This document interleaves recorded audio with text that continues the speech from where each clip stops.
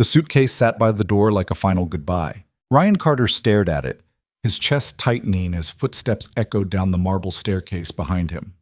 For 2 years, he'd lived in the guest house of billionaire Victoria Hale's estate, carefully maintaining the distance between tenant and landlord, between blue-collar single father and untouchable CEO.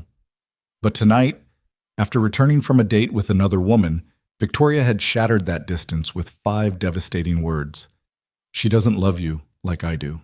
Now she was leaving, and Ryan finally understood what he'd been running from all along.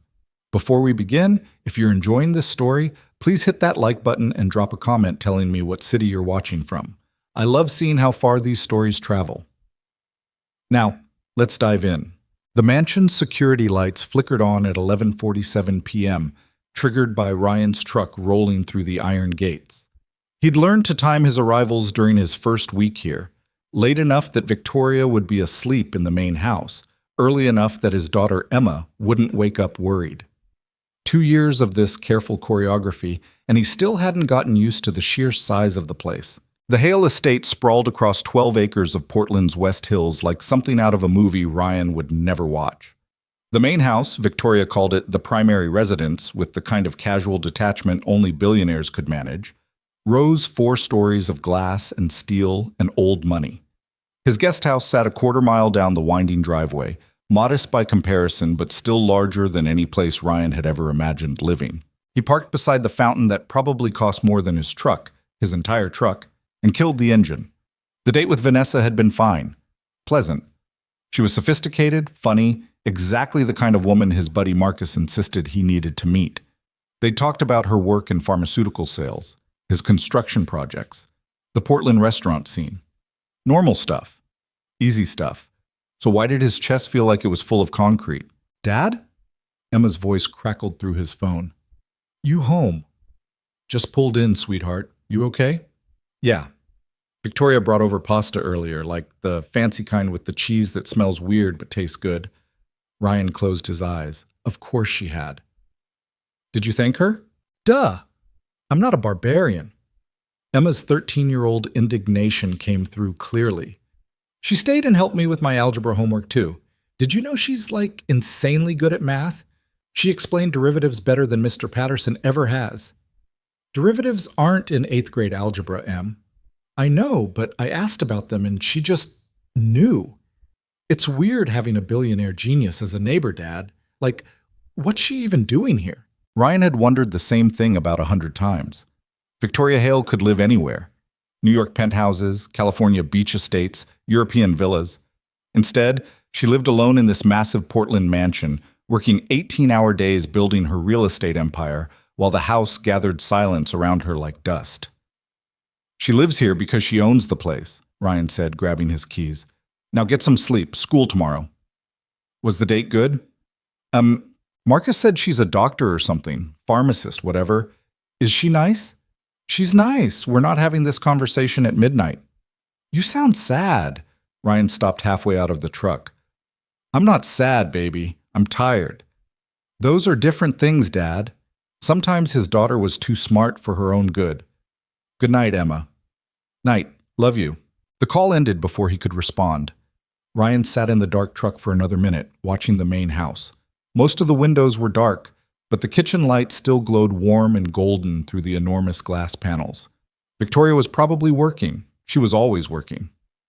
The woman ran a billion-dollar real estate development company from that kitchen table more effectively than most CEOs ran their operations from corner offices. He shouldn't go up there. It was late. She was working. They had boundaries. Except Victoria had made Emma dinner. Again. That was the 4th time this month, and it was only the 18th. She'd also fixed Emma's bike chain last week when Ryan was stuck late at a job site, had somehow obtained tickets to that sold-out concert Emma wanted to see, and had casually mentioned she knew a tutor if Emma ever needed help with school. For a woman who claimed she didn't know anything about kids, Victoria sure was good at taking care of his. Ryan climbed out of the truck. The night air carried that particular Portland dampness that wasn't quite rain, but wasn't quite not rain either. The pathway to the main house was lit by those low solar lights that probably cost $200 each. Winding through gardens Victoria employed a full staff to maintain, despite barely spending time outside. The kitchen door was unlocked. It was always unlocked, at least when Ryan was out. He'd argued with her about it once.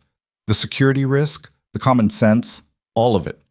Victoria just looked at him with those sharp green eyes and said, "The alarm system costs more than your truck, Ryan, and you have a key anyway.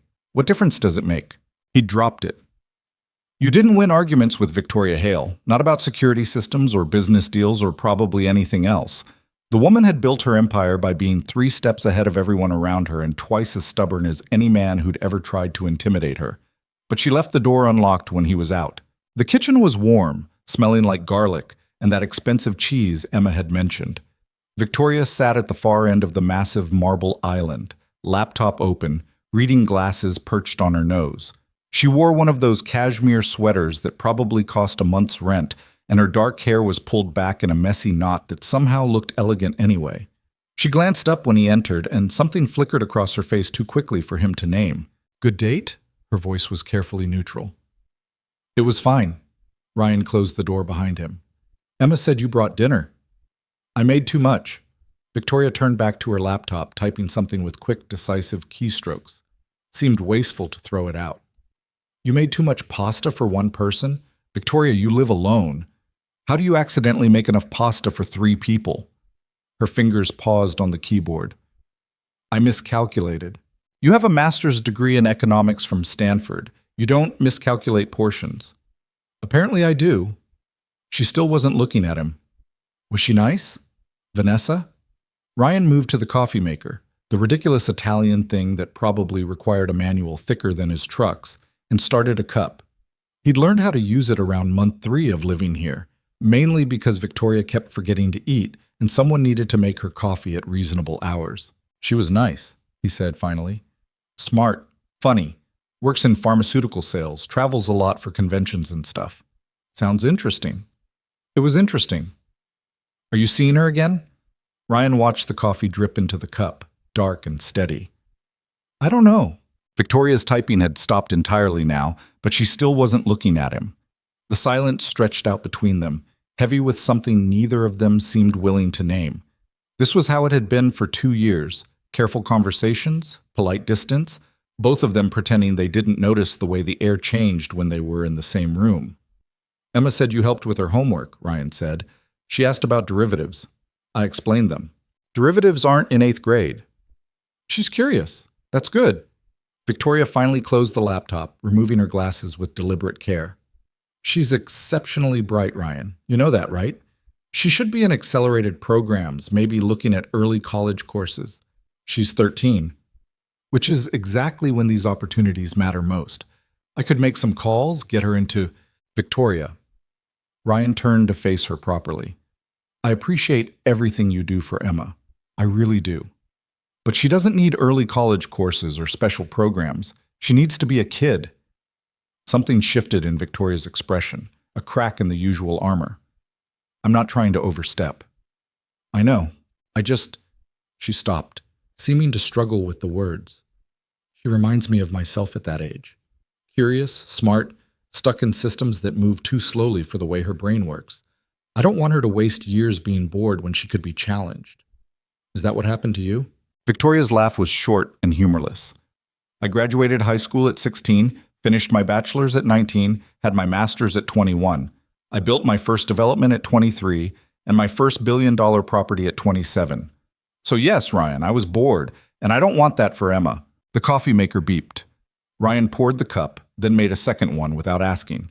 He slid it across the marble island to Victoria, who accepted it with a small nod that might have been gratitude or surrender. "She also needs stability," Ryan said quietly. "Her mom left when she was 4. I've dragged her through 6 different apartments in 9 years because construction work doesn't exactly come with a pension plan. This," he gestured vaguely at the estate around them, "is the first place that's ever felt permanent. I'm not rushing her into being an adult." Victoria wrapped both hands around the coffee cup, staring into it like it might contain answers.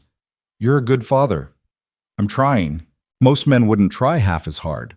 There was something beneath her words, some old wound Ryan had learned not to poke at. Victoria never talked about her past. Not really. He knew the public story. youngest daughter of a failed real estate developer who'd drunk himself into an early grave, leaving 22-year-old Victoria with nothing but debt and a tarnished family name. She'd rebuilt everything from scratch, ruthlessly and alone, becoming the kind of businesswoman other billionaires respected and feared in equal measure. But the private story? The one that explained why a 30-year-old billionaire lived alone in a 12-acre estate without friends, family, or anyone who seemed to know her beyond business meetings? That story, Victoria kept locked down tighter than her offshore accounts. "How was the rest of your evening?" Ryan asked, steering them back to safer ground. "Conference calls with Tokyo, emails from the Singapore team, preliminary designs for the waterfront project." Victoria sipped her coffee. "Standard Tuesday." "It's 11:30 at night." "Yes, well, Tokyo doesn't care about Portland time zones." "When's the last time you took a day off?" "I'll take a day off when the projects stop requiring my attention." "Victoria, don't." She set the cup down with a sharp click against marble. "You work 60-hour weeks in construction. You don't get to lecture me about work-life balance." "I work 60-hour weeks because I'm hourly, and I have a kid to feed. You work 60-hour weeks because you won't stop, even though you could retire tomorrow and live comfortably for 10 lifetimes. Some of us don't have the luxury of comfortable retirement. You literally have $1 billion. Money doesn't mean safety, Ryan. It just means you have more to lose." The words came out harder than she'd probably intended, sharp enough to cut through the warm kitchen air. Victoria's jaw tightened, and she looked away, staring out the massive windows toward the dark gardens beyond. Ryan knew better than to push. This was the wall she always hit, the place where vulnerability might have crept in if she'd let it, but Victoria Hale didn't do vulnerability. She did billion-dollar deals and 18-hour workdays and carefully maintained distance from anyone who might get close enough to matter. Except she'd made Emma dinner. Again. And she'd asked about his date. And she always left the kitchen door unlocked when he was out late. "Thank you," Ryan said quietly, "for taking care of Emma tonight." Victoria's shoulders relaxed slightly. "She's easy to take care of. She actually listens when you explain things, doesn't assume she knows everything already." A pause. "Unlike certain construction workers I could name." Ryan smiled despite himself. "I listen. You argue. Because you're usually wrong. I'm never wrong. You were wrong about the support beam placement in the North Guest Cottage.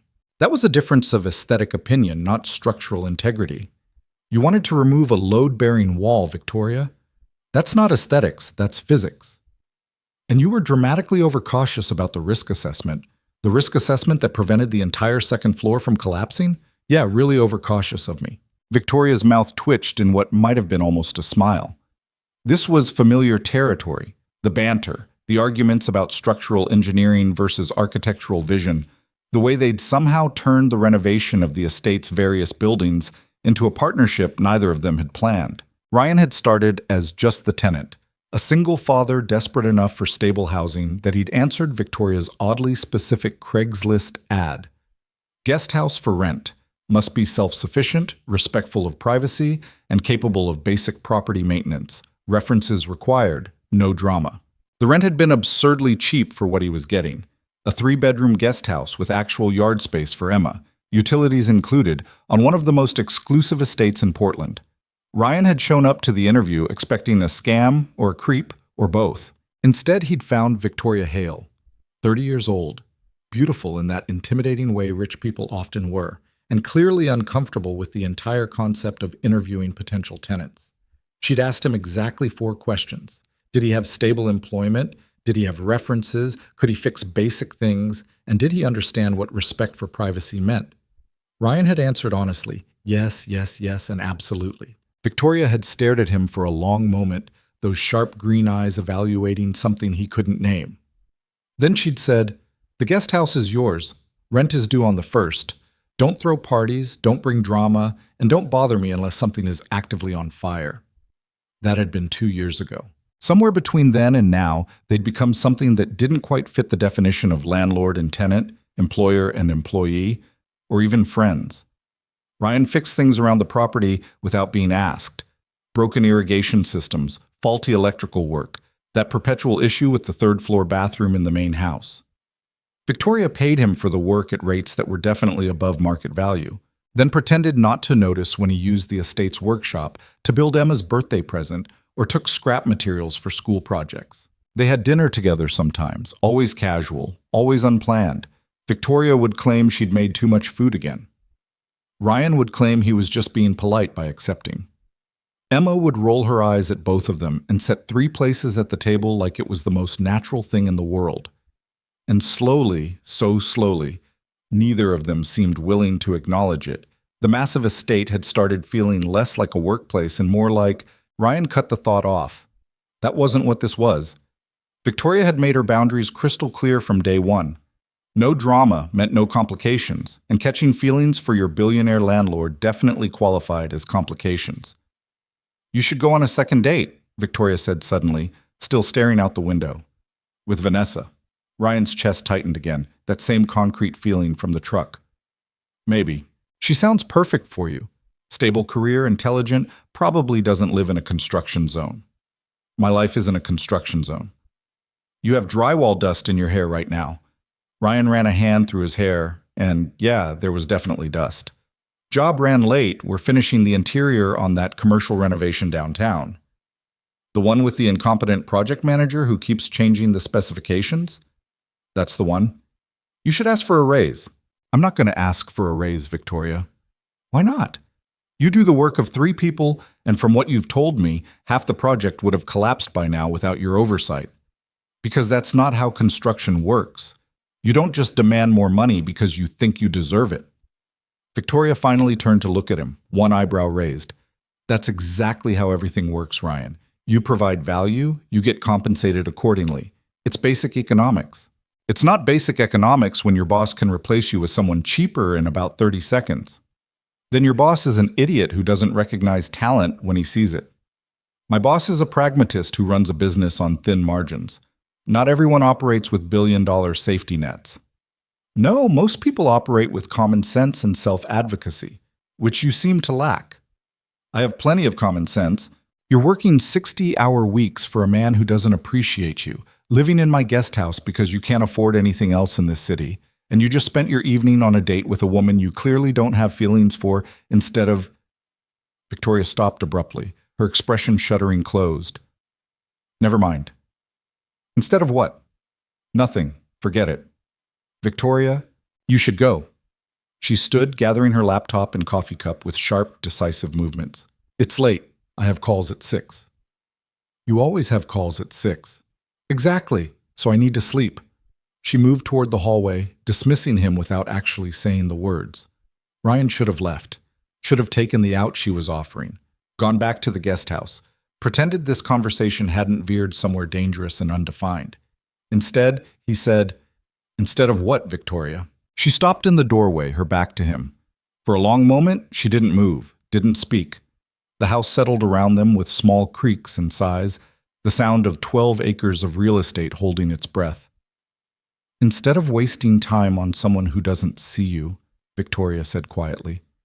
Then she was gone, footsteps echoing up the marble staircase toward the private wing Ryan had never been invited to enter. He stood alone in the kitchen, surrounded by the smell of expensive coffee and that garlic pasta she'd made for his daughter, and felt something fundamental shift in his chest. Ryan didn't sleep. He tried. He went back to the guest house, checked on Emma, asleep with her math textbook still open beside her, the one Victoria had probably helped her work through, and climbed into bed with every intention of forgetting the entire conversation. But Victoria's words played on repeat. "Someone who doesn't see you." What the hell did that mean? Vanessa had been perfectly nice, attentive, interested, asking all the right questions about his work and his daughter. She'd laughed at his jokes, suggested a second date before they'd even finished the first, and kissed him goodbye with the kind of confidence that made it clear she knew exactly what she wanted. So what if Ryan hadn't felt that spark everyone talked about? So what if he'd spent half the dinner wondering what Victoria was doing, whether she'd eaten anything, if she was working herself into exhaustion again? That didn't mean anything except that he'd gotten too comfortable in the weird little bubble they'd created over the past 2 years. He needed to get over it. Victoria was his landlord, his employer for the odd jobs around the estate, someone who occasionally made his daughter dinner when she happened to cook too much, which was definitely a coincidence and not a pattern, except it was a pattern. It had been a pattern for months now, maybe longer. The dinners that appeared when Ryan worked late, the homework help, the concert tickets, the way Victoria always seemed to know when Emma needed something before Ryan even realized it himself, the way she asked about his dates. Ryan rolled over, staring at the ceiling. Through the window, he could see the main house in the distance, most of it dark now except for one light on the third floor. Victoria's bedroom, probably. She was probably still working because that woman didn't know how to stop. His phone buzzed. A text from Marcus. How'd it go with the doctor? Pharmacist. And it was fine, just fine? Bro, she's a catch, I know. So what's the problem? Ryan stared at the message for a long time before typing. No problem. Going to see her again. Hell yeah. Told you just needed to get back out there. Yeah. Thanks for setting it up. He put the phone down and closed his eyes, ignoring the way his chest still felt wrong, like he'd made a promise he didn't want to keep. The next morning, Ryan woke to the smell of coffee. Not the cheap stuff he kept in the guest house kitchen, but the good Italian roast Victoria used in that ridiculous machine. He stumbled downstairs to find a thermos sitting on his porch with a note in her precise handwriting. You looked tired last night. V. Emma was already awake, eating cereal at the kitchen counter. Victoria dropped that off like an hour ago. She said you'd need it for work. It's 6:30 in the morning. She's always up early. I saw her running the property when I got up.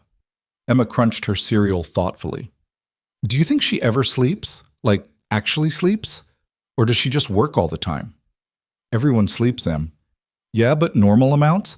Because I've never seen her look tired. She always looks like she walked out of a magazine or something. Ryan poured coffee from the thermos into his travel mug, trying not to think about how Victoria had known he'd be exhausted this morning, had known he'd need the good coffee to make it through the day. She works too hard. That's different from not sleeping. You work too hard too. That's different. How? Because I have to. She doesn't. Emma gave him that look, the one that said she was 13 going on 30 and saw right through his bullshit. Maybe she has different reasons. What's that supposed to mean? I don't know. She just seems... Emma trailed off, searching for words. Lonely, I guess. Like, she has this huge house and all this money, but she's always by herself. Doesn't that seem sad? Ryan thought about Victoria last night, sitting alone in that enormous kitchen, working at midnight because Tokyo didn't care about time zones, about how she'd asked if he was seeing Vanessa again, her voice carefully neutral, like the answer didn't matter, about how she'd said, someone who doesn't see you, and then disappeared before he could ask what she meant. Yeah, he said quietly. It does seem sad. The workday was brutal. The project manager had indeed changed the specifications again, which meant Ryan spent 8 hours redoing electrical rough-ins that had been perfectly fine the day before. His crew was pissed, the timeline was screwed, and by the time 5 o'clock rolled around, Ryan's back was screaming and his patience was gone. Marcus caught him in the parking lot. Hey, so Vanessa texted me, said she had a great time last night. That's good. She wants to know if you're free Friday. Ryan leaned against his truck, suddenly exhausted beyond the physical labor. Marcus, don't tell me you're backing out already. You haven't been on a second date with anyone since Emma's mom left. You need this. I need a lot of things. A second date might not be one of them. The hell does that mean? It means... Ryan stopped, unsure how to explain the weight in his chest, the way coming home to that thermos of coffee this morning had felt more right than any moment on his date with Vanessa. It means I'm not sure it's fair to her if I'm not all in. Marcus studied him for a long moment. This is about the landlord, isn't it? What? No. Victoria's a 30-year-old billionaire who's way out of your league and probably doesn't even notice you exist beyond fixing her plumbing? Ryan's jaw tightened. She's not like that. Then what's she like, Ryan? Because from where I'm standing, you've been living in her guest house for 2 years, and the closest thing to a relationship you've had with any woman is arguing with her about construction projects. We don't just argue. Oh, sorry, you also fix her house for below-market rates and apparently drink her fancy coffee. My mistake. That's definitely the foundation of a healthy adult relationship. Fuck off, Marcus.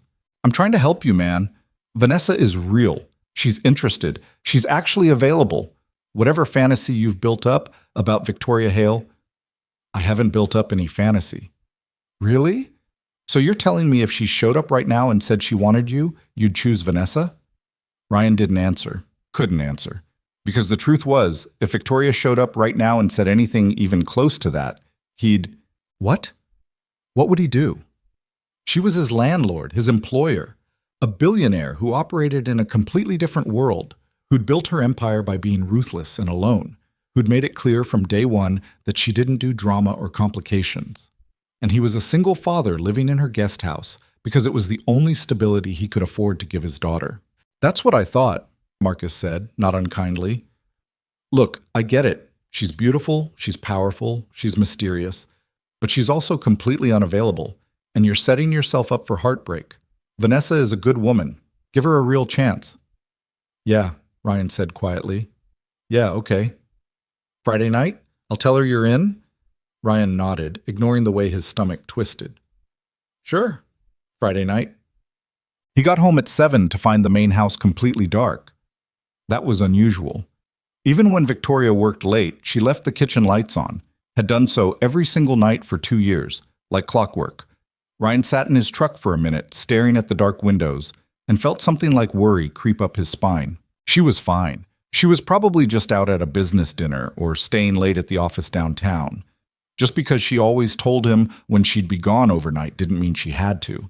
Except she always did tell him, always left a note or sent a text. In Seattle until Thursday or conference in San Francisco, back Monday or Tokyo trip, estate manager has the emergency contact list. Ryan pulled out his phone. No messages. He shouldn't check on her. It was crossing a line, treating their weird professional friendship like something more than it was. Victoria could take care of herself. She'd been taking care of herself since she was 22 years old, building billion-dollar empires while men twice her age underestimated her. But the house was dark. And she'd left him coffee this morning. And she'd said, someone who doesn't see you. Like maybe she saw something Vanessa didn't. Ryan climbed out of the truck. The kitchen door was locked. That was the second unusual thing, and it sent the worry deeper. He used his key, the one Victoria had given him 6 months into his tenancy, pressed into his hand with a gruff, for emergencies or if you need to check the house when I'm traveling, and let himself in. Victoria? His voice echoed in the dark kitchen. You home? Silence. He moved through the first floor, checking rooms he rarely entered. The formal living room with its uncomfortable designer furniture. The library with floor-to-ceiling bookshelves that Victoria had probably never read because she was always working. The dining room with a table that sat 20 but had never hosted a dinner party in the 2 years Ryan had lived here. All empty. All dark. He was about to leave, to accept that she was simply out and he was being ridiculous, when he heard it. A sound from the second floor. Quiet. Barely there, but definitely something. Ryan took the stairs 2 at a time, his heart rate picking up. Victoria? The sound came again, and this time he recognized it. Crying.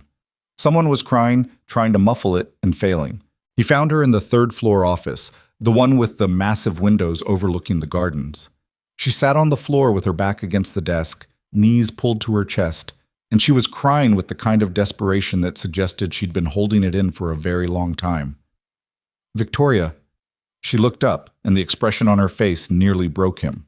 Shock first, then humiliation, then anger, at him for seeing her like this, at herself for being seen. Get out. Her voice was wrecked, raw. Ryan, get out. He should have listened, should have respected her privacy, her boundaries, all the careful rules they'd established. Instead, he closed the door behind him and sat down on the floor beside her. What happened? Nothing happened. I'm fine. Just, please go. You're not fine. I don't need you to. Her voice cracked, and she pressed her hands to her face, shoulders shaking with the effort of holding everything in. Please, just go. Ryan didn't move, didn't speak. Just sat there beside her on the expensive hardwood floor of her 3rd floor office while she cried and tried not to think about how this woman never let anyone see her break.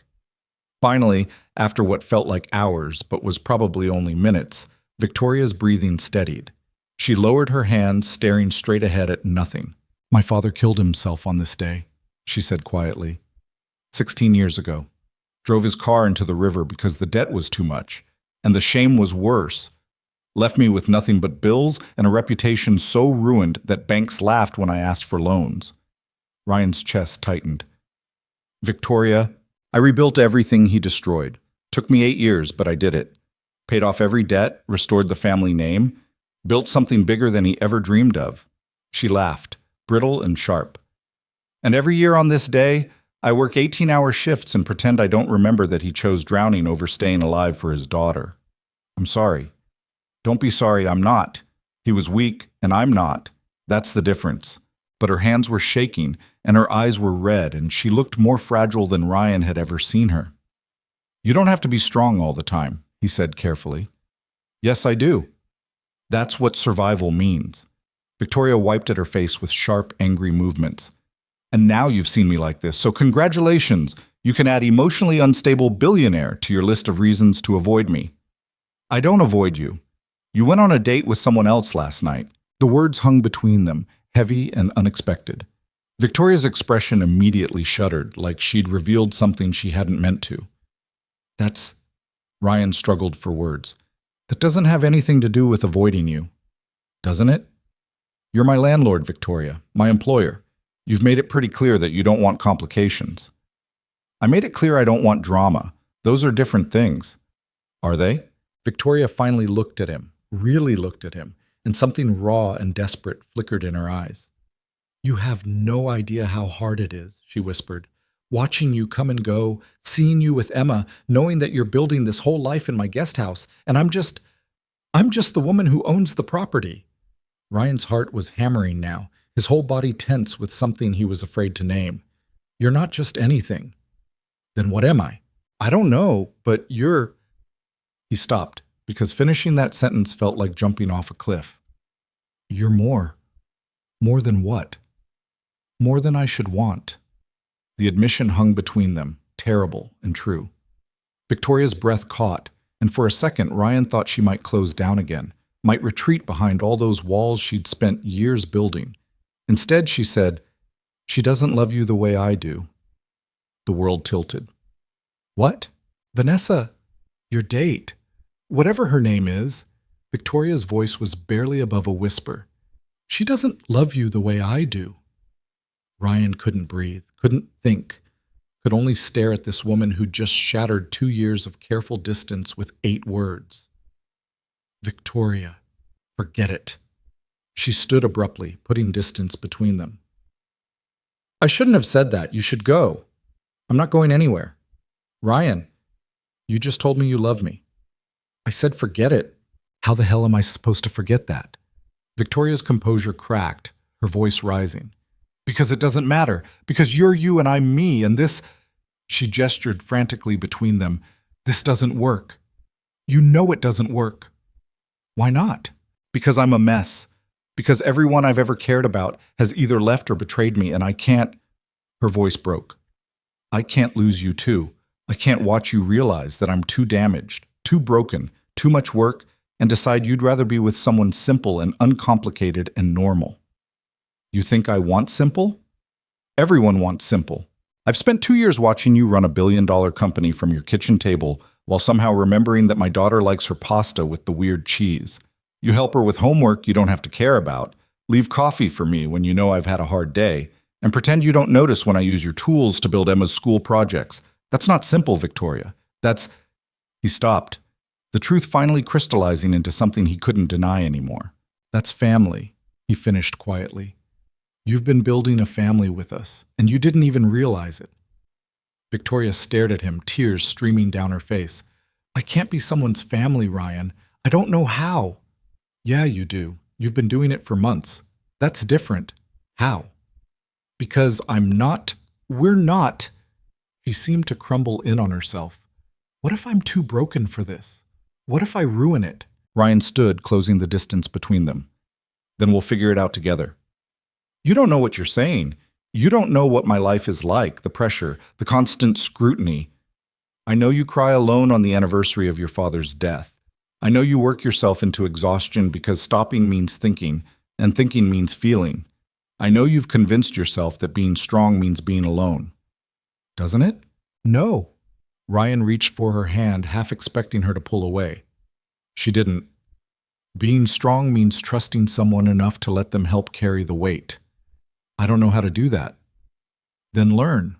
With me. Victoria looked down at their joined hands like she'd never seen anything more terrifying. What about Vanessa? There is no Vanessa. There was a date, and it was fine, and I spent the whole time thinking about you. About coming home to you, about whether you'd eaten dinner or if you'd worked through the evening again. That's not, I'm in love with you. The words came out rough, desperate. I've been in love with you for months, maybe longer, and I kept telling myself it was impossible because you're you and I'm just, don't. Victoria's voice was fierce now. Don't you dare finish that sentence by making yourself smaller than you are. You're the best man I've ever known, Ryan Carter. You're kind and steady, and you see people, really see them, in a way most people never learn. You see me. Then let me keep seeing you. It won't be easy. I don't want easy. I want you. Victoria laughed, the sound wet and broken and maybe a little bit hopeful. This is insane. Probably. Emma already loves you. She has for months. The media, the pressure, everyone will think you're with me for money. Let them think whatever they want. I know the truth. Victoria pulled her hand free, and Ryan's heart sank until she reached up and cupped his face instead, searching his expression for any hint of doubt or deception. If we do this, she whispered, if we actually try this, I need you to promise me something. Anything. Don't let me run. When it gets hard, when I panic and try to push you away, don't let me run. Ryan covered her hands with his own. I promise. I'm serious. I will try to sabotage this. I will convince myself it's not real, that you'll leave, that I'm not worth... He kissed her. It wasn't smooth or planned or anything like the practiced kiss he'd shared with Vanessa the night before. It was desperate and messy and tasted like tears and coffee, and it felt like coming home after years of being lost. When they finally broke apart, Victoria was smiling through her tears. That was a terrible first kiss. Want to try again? Yes, she whispered. Yes, I really do. So they did.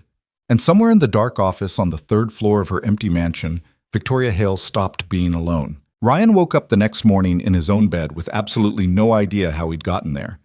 The last clear memory he had was sitting on Victoria's office floor at something past midnight, her head resting against his shoulder while they talked about everything and nothing, her childhood, his failed marriage, Emma's terrible middle school drama. The specific way Victoria organized her project files that Ryan found both hilarious and slightly concerning. He remembered her laughing. Actually laughing. Not the polite corporate chuckle she used in business calls, but a real unguarded sound that made his chest ache. He remembered walking her to her bedroom door and the way she'd hesitated before going inside, like she was afraid the whole night might disappear if she let him out of her sight. He remembered promising he'd see her in the morning, but now it was morning, and his phone was buzzing with a text from Marcus that just said, "Dude, what the hell happened with Vanessa?" She's pissed. Ryan sat up too fast, the room spinning slightly. Right. Vanessa. The second date he'd agreed to. The second date that was supposed to happen Friday night, while he was apparently busy having an emotional breakdown with his billionaire landlord in her third-floor office. I'll handle it, he typed back, then immediately deleted it because he had no idea how to handle it. His phone buzzed again. This time it was Victoria. Coffee on your porch. We should probably talk about what happens next. Probably. Yeah, that seemed reasonable. They'd crossed every professional boundary in existence last night, confessed feelings that couldn't be taken back, and kissed in a way that still made Ryan's skin feel too tight when he thought about it. Talking about what happens next seemed like the bare minimum of adult responsibility. He found Emma already awake, sitting on the porch steps and drinking from the thermos Victoria had left. His 13-year-old daughter looked at him with an expression that was way too knowing for someone who should have been asleep during last night's entire disaster. So, Emma said casually, are you and Victoria, together now? Or is this one of those weird adult things where you pretend nothing happened? Ryan stopped in the doorway. What makes you think anything happened? Dad? Come on. You came home at 2 in the morning. Victoria left coffee with a note that says, we should talk. and you look like you either had the best night of your life or the worst one, and I can't tell which. How do you even know what time I got home? I'm 13, not dead. I hear things. Emma took another sip of coffee, which she definitely shouldn't be drinking. Also, Victoria texted me this morning asking if you were okay, which she's literally never done before. So yeah, something happened. Ryan sat down beside her, suddenly exhausted despite having just woken up. It's complicated. Everything's complicated. That's not an answer. I don't have a good answer yet, Em. I'm still figuring it out. Emma studied him for a long moment with those eyes that were too old, too perceptive. She'd gotten that from her mother, the ability to see straight through bullshit, but unlike her mother, Emma actually stuck around to deal with the truth. Do you love her? Emma asked quietly. Ryan's chest tightened. Yeah, I do. Does she love you?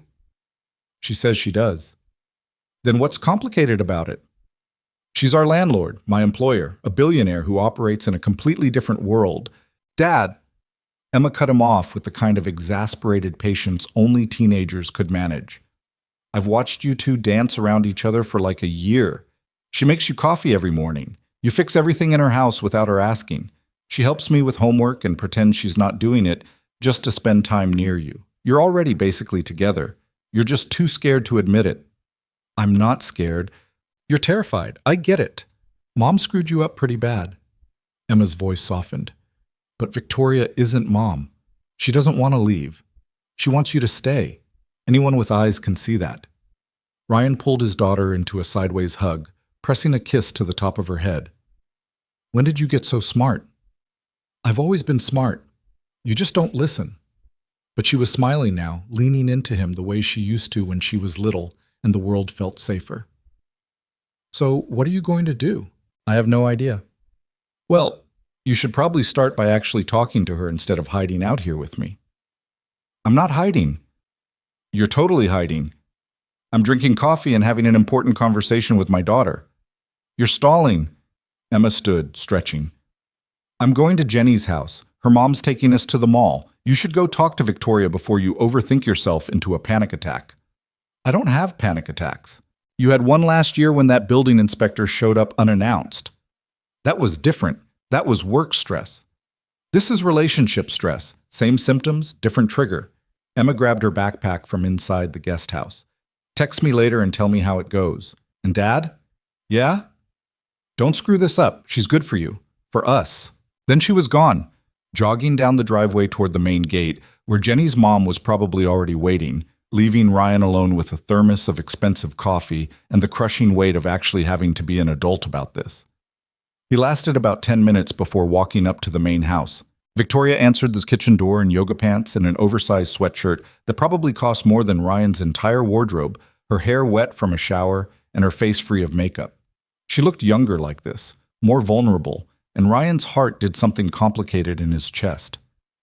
Hi, she said, and her voice was carefully neutral in that way that meant she was absolutely terrified. Hi. They stood there for a beat too long, the air between them heavy with everything they'd said last night and everything they still needed to figure out. Come in, Victoria finally said, stepping back. I made breakfast.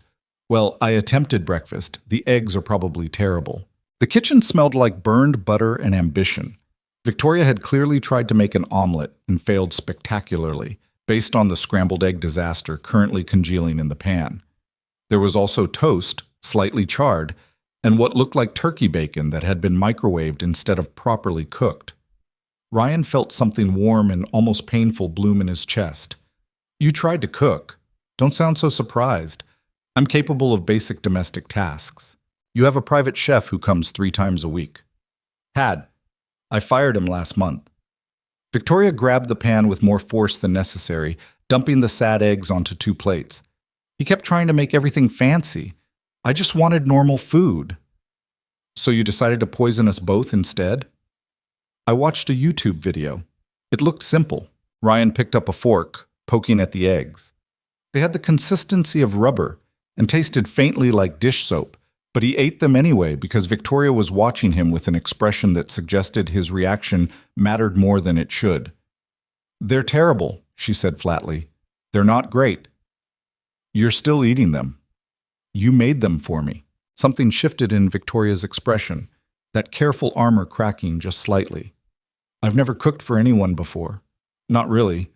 The chef made things, and I occasionally reheated them, but I've never actually tried to make something from scratch for another person. Why start now?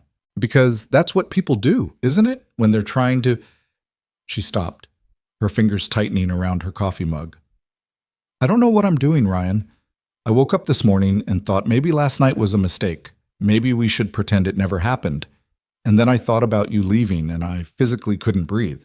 So I tried to make breakfast like a normal person who's trying to keep someone. And I failed at that too. Ryan set down his fork. You didn't fail. The eggs taste like chemicals. I don't care about the eggs. You should. They're genuinely awful. Victoria. He reached across the table, catching her hand. I'm not going anywhere. You don't know that. Yeah, I do. People always leave. Everyone leaves.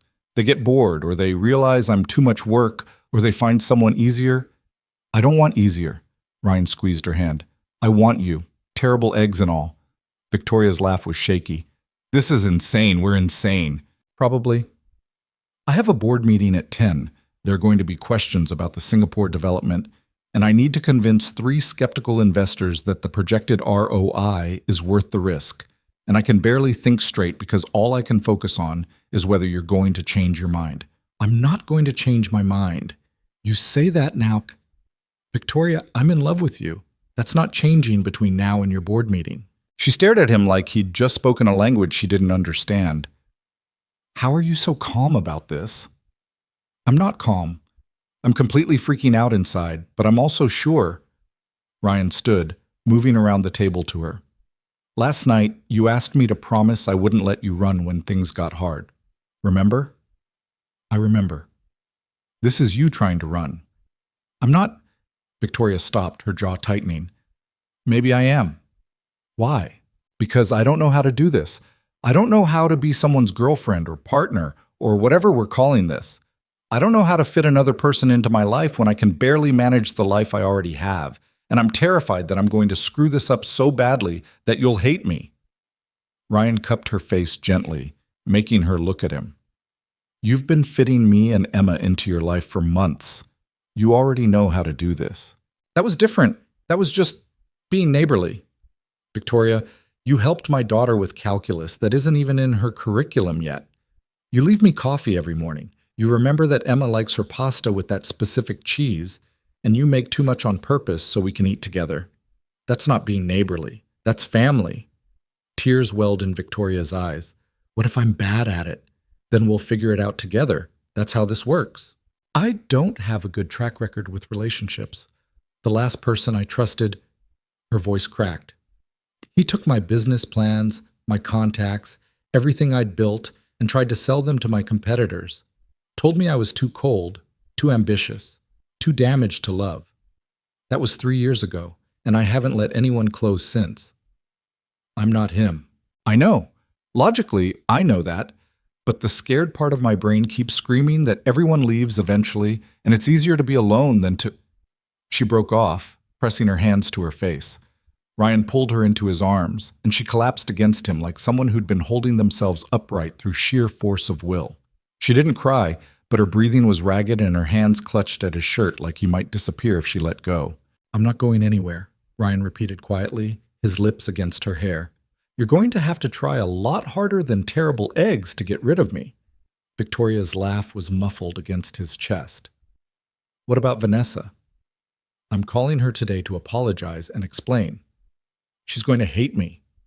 She's going to be disappointed. There's a difference. Victoria pulled back enough to look at him, her eyes red but dry. Marcus is going to kill you. Marcus will get over it. Your coworkers are going to have opinions. Let them have opinions. I stopped caring what people thought about my choices around the time my ex-wife abandoned our daughter, and I became a single father living paycheck to paycheck. The media might find out. They'll say terrible things about you. Then they'll say terrible things. Victoria, I need you to hear me right now. Ryan tightened his hold on her. I know this is scary. I know you've been hurt, but I'm not making this decision lightly. I've spent 2 years watching you work yourself to exhaustion while pretending you don't need anyone. I've seen you with Emma, the way you light up when she understands something you've taught her. I've heard you laugh at 2 in the morning over something stupid I said about foundation problems. I know exactly who you are, and I'm choosing this. I'm choosing you, even though it's going to be complicated. Especially because it's going to be complicated. Simple is boring. Victoria studied his face for a long moment, searching for doubt or hesitation. Finally, she said, I have to leave for the office in 20 minutes. Okay. And I'll probably be home late. The board meeting always runs over, and then there's dinner with the Singapore team. Victoria. What? I'm not asking you to change your schedule. I'm just asking you to let me be part of your life. She kissed him then, soft and careful, like she was still half convinced he might vanish. What if I'm terrible at this? Then you'll be terrible at it with me. That's not reassuring. It's honest. I'm going to panic, frequently. I know. And I'm going to work too much and forget to eat and probably drive you crazy. Victoria. What? Go to your board meeting. We'll figure the rest out later. She kissed him again, longer this time, then pulled away with visible effort. Tonight, we should talk about what we're actually doing, set boundaries, establish expectations, or we could just see how it goes. I don't just see how things go. I plan. I strategize. I create detailed roadmaps with contingency protocols.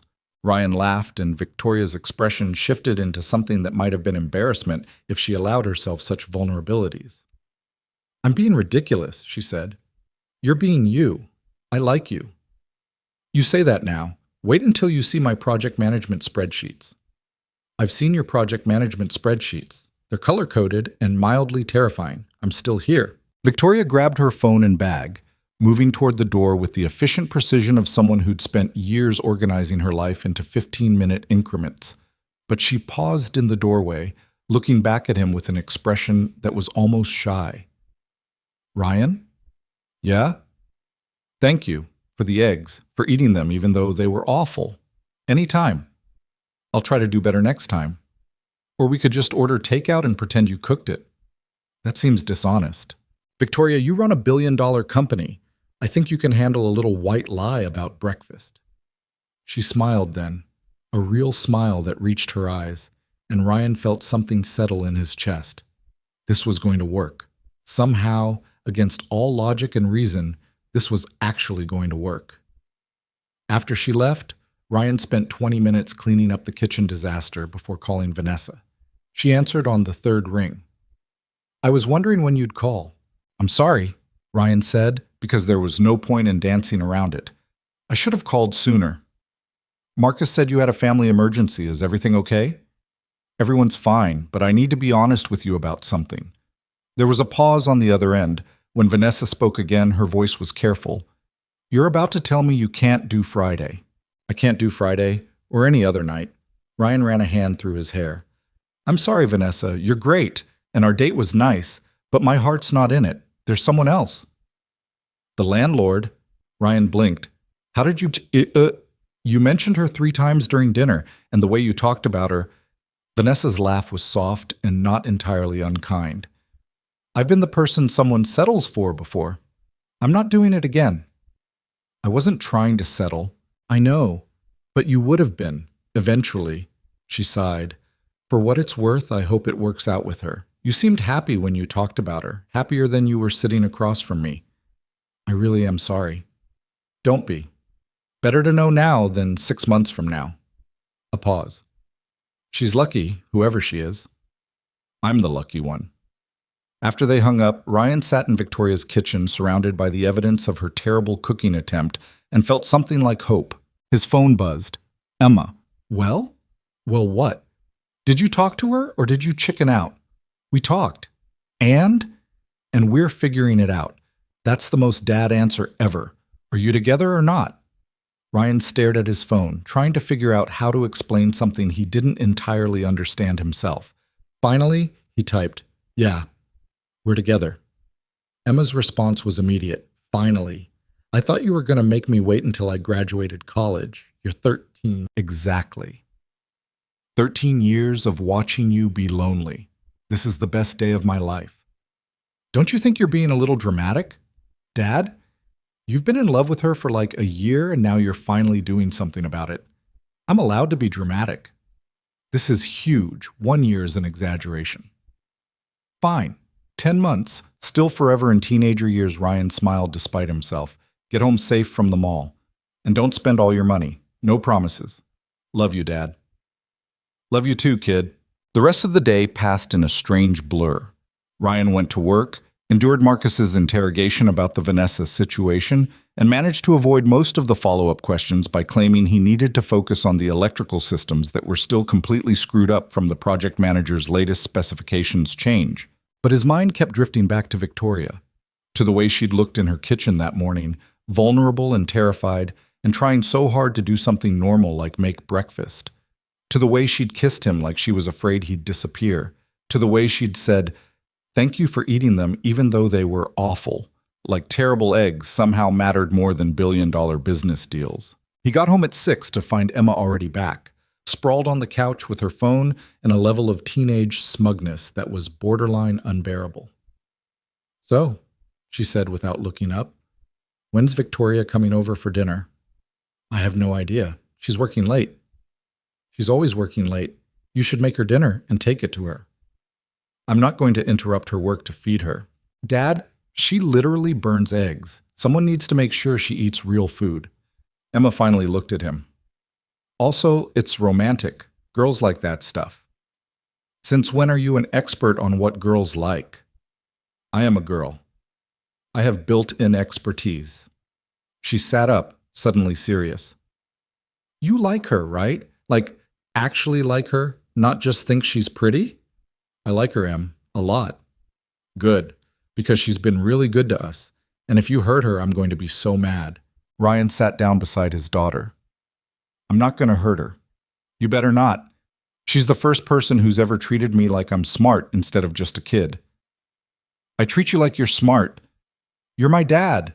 You have to. Victoria doesn't have to do anything for me, but she does anyway." Emma leaned against his shoulder. "I really like her, Dad. Like, I wouldn't hate it if she was around more."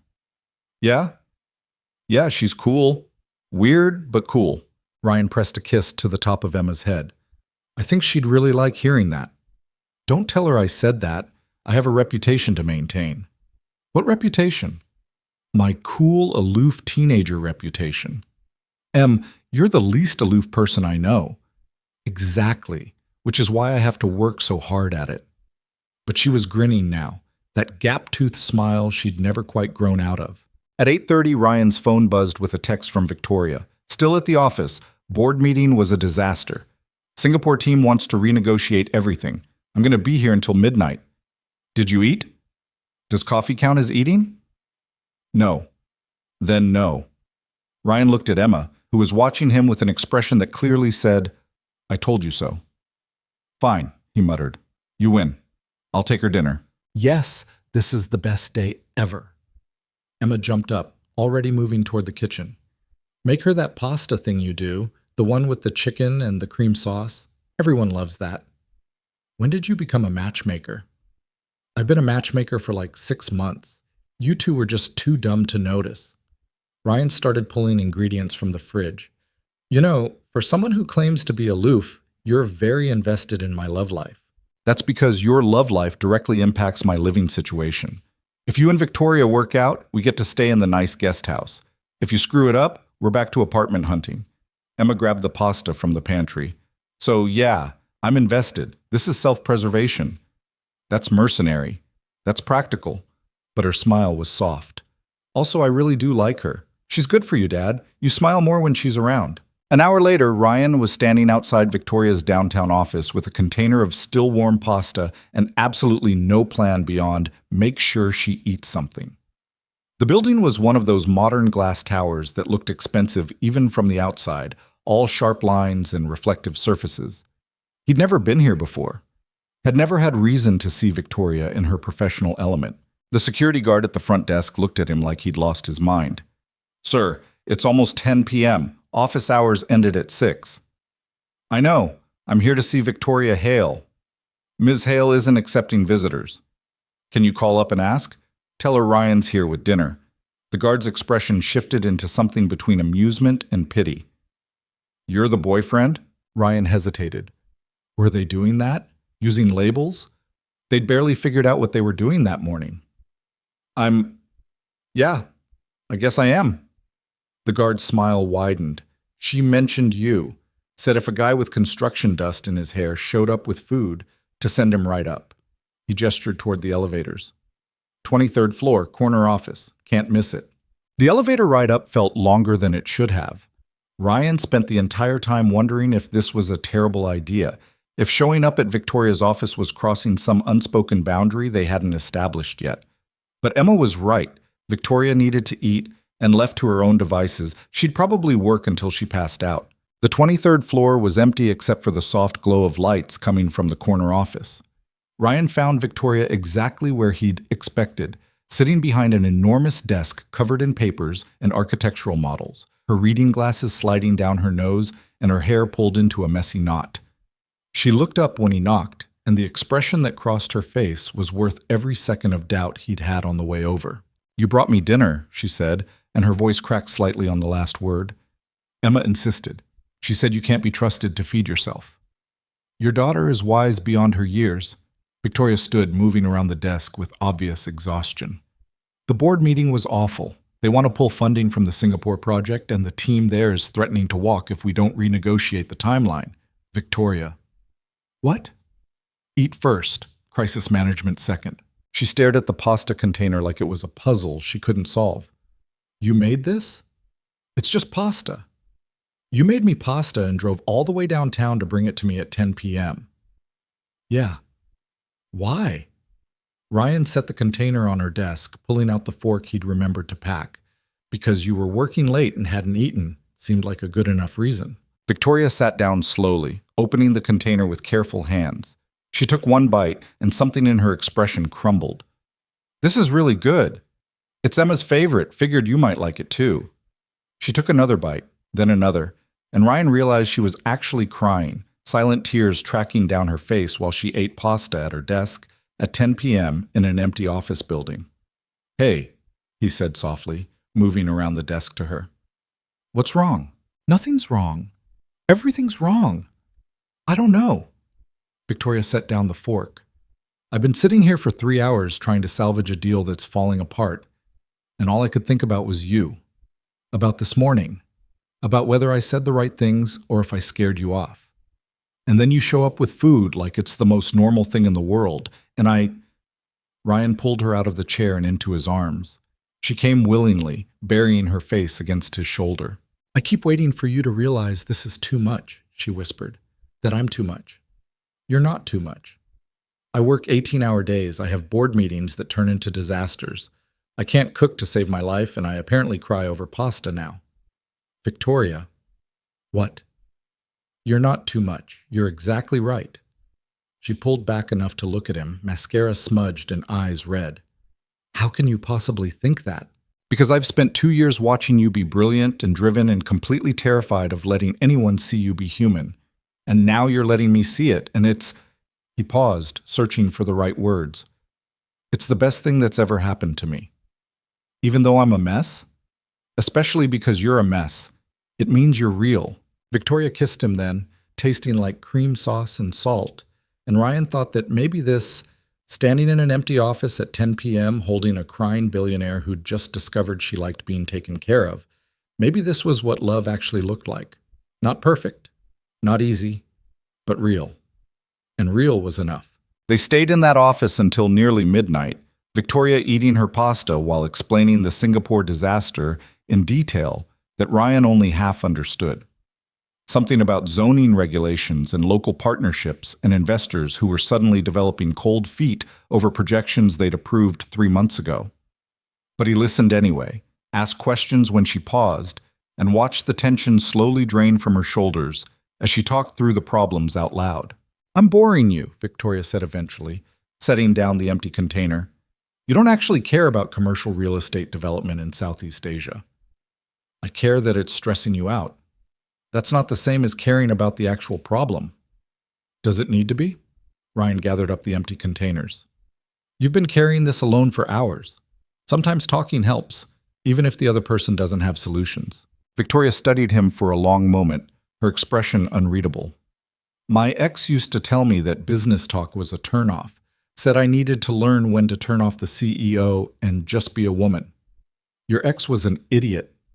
He had a point. Most people don't want to hear about zoning disputes over dinner. Most people aren't dating you. Ryan moved back to her side of the desk. And I'm not asking you to be someone else. Talk about your work if you want to. Don't if you don't. But stop assuming I'm going to get bored just because you're being yourself. That's easy to say now. Wait until I've spent 3 weeks obsessing over a single project and haven't talked about anything else. Then I'll obsess about it with you, or I'll tell you when I need a break. That's how communication works, Victoria. She laughed, the sound tired but genuine. You make it sound so simple.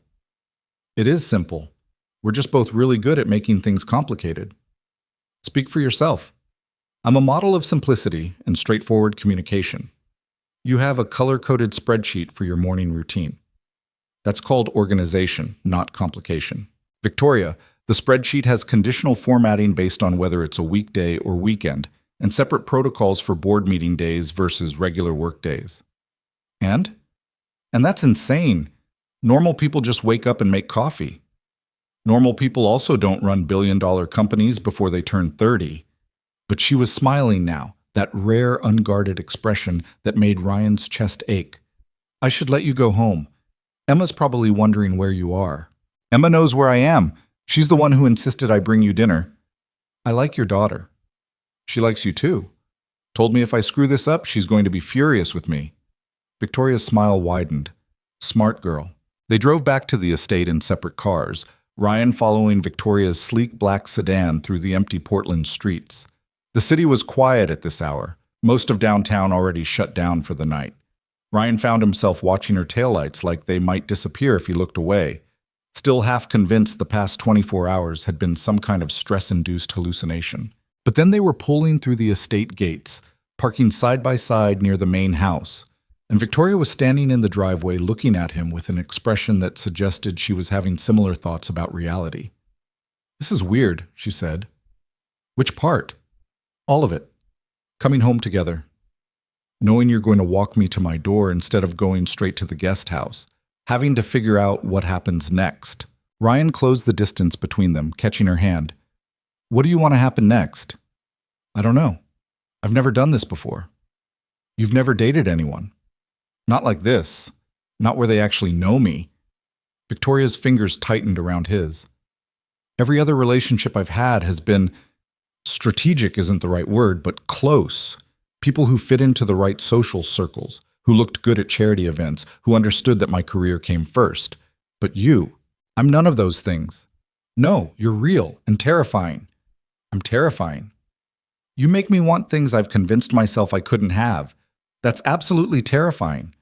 Ryan pulled her closer until they were standing in the driveway of her mansion like a couple of teenagers afraid to say goodnight.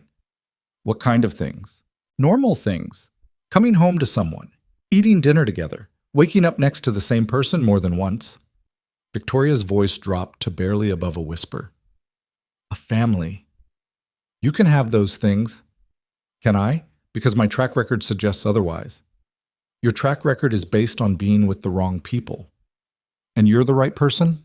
I'm the person who's standing here at midnight telling you I'm not going anywhere. That's got to count for something. Victoria kissed him instead of answering, and Ryan was starting to realize that was her tell.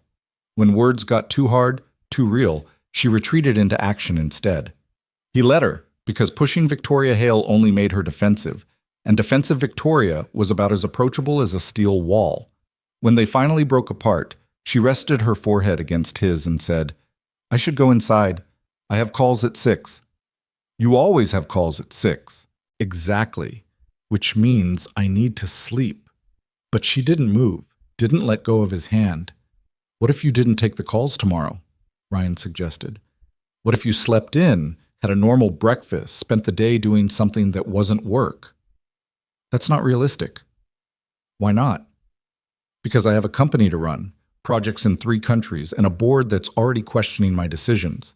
I can't just take a day off because my boyfriend thinks I work too hard.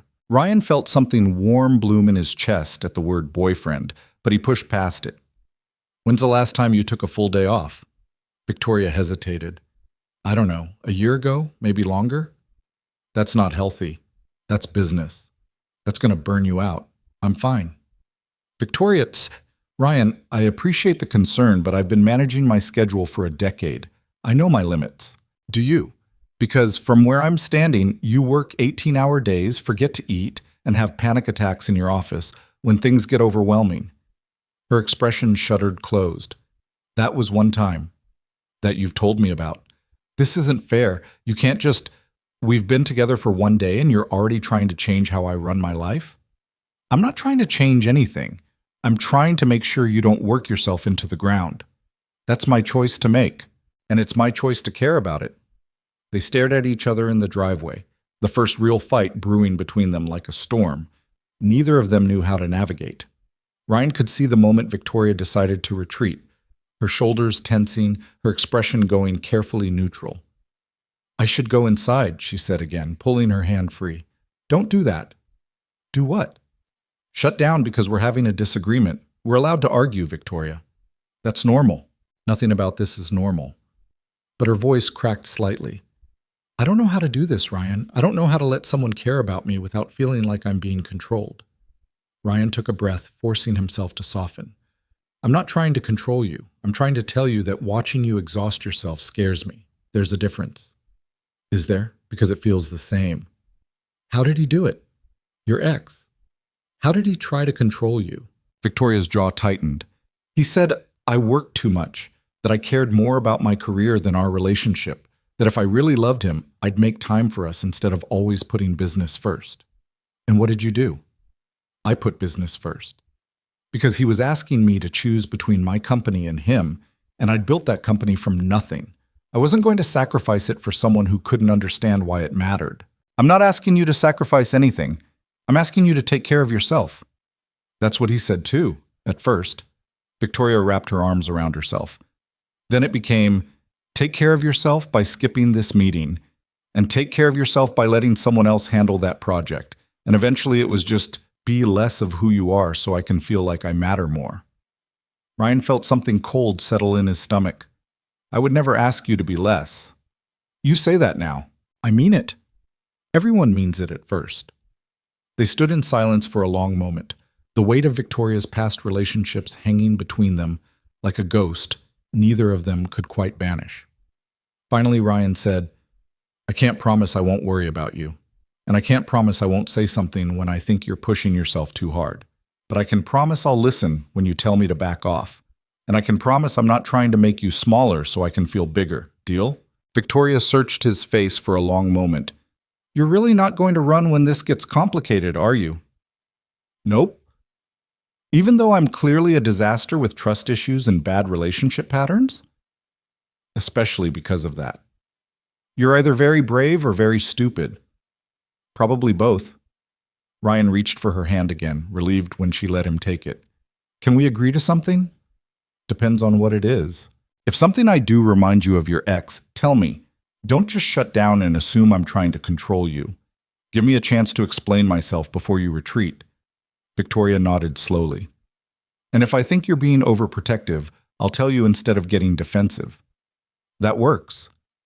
This is already exhausting and we've only been together for a day. Yeah, well, we're both disasters. At least we're disasters together. Victoria's laugh was soft and a little broken. I really am sorry about getting defensive. It's just old patterns are hard to break. I know. We'll figure it out. Ryan pulled her close again, pressing a kiss to her forehead. Now go inside and get some sleep. You have calls at 6. You're not coming in? Do you want me to? The question hung between them, weighted with implications neither of them had addressed yet. They'd kissed, confessed feelings, navigated their first fight. But they hadn't talked about the physical side of things, about what moving forward actually looked like in practical terms. Victoria's expression shifted into something vulnerable. I don't know. Maybe? But also that feels too fast, and I don't want to mess this up by rushing things. Then I'll go back to the guest house. We can take this at whatever pace feels right. You're not disappointed? Victoria, I've wanted you for months. I can wait a little longer. What if a little longer turns into a lot longer? Then it does. I'm not going anywhere. She kissed him goodnight with a desperation that suggested she still didn't quite believe he was real, then disappeared into the mansion. Ryan walked back to the guest house, feeling like he'd just survived a battle he hadn't known he was fighting. Emma was still awake, sitting on the couch with her phone and a knowing expression. "How'd it go?" she asked without preamble. "We had our first fight." "Already? What about?" "Whether she works too much." Emma snorted. "Dad, she definitely works too much. That's not even a debate. She thinks I'm trying to control her." "Are you?" "No, I'm trying to make sure she doesn't collapse from exhaustion." "Those are different things," Emma said carefully, "but I get why she might not see it that way. Rich people have trust issues." "When did you become an expert on rich people?" "I live on a billionaire's estate. I observe things." Emma set down her phone. "Did you guys work it out?" "I think so." "Maybe. I don't know." That's reassuring. Ryan collapsed onto the couch beside his daughter. "This is harder than I thought it would be." "Well, yeah. She's been alone forever, and you've been alone forever. Neither of you knows how to be with someone. It's going to be messy." "How are you so wise about relationships when you're 13? "I read a lot of young adult novels. They're very educational." Emma leaned against his shoulder. "But seriously, Dad, you're doing fine. She likes you. You like her. The rest is just figuring out the details." "The details feel pretty important right now." "They always do at the beginning. Give it time." Ryan pulled his daughter into a hug, grateful for her presence in a way that made his throat tight. "When did you grow up?" "I've been grown up. You just don't notice because I'm short." "You're not that short." "I'm 5'2", Dad. That's objectively short." "You're 13. You're still growing." "Mom was 5'3". "I'm probably done." The mention of Emma's mother hung in the air for a moment. They didn't talk about her much anymore. What was there to say?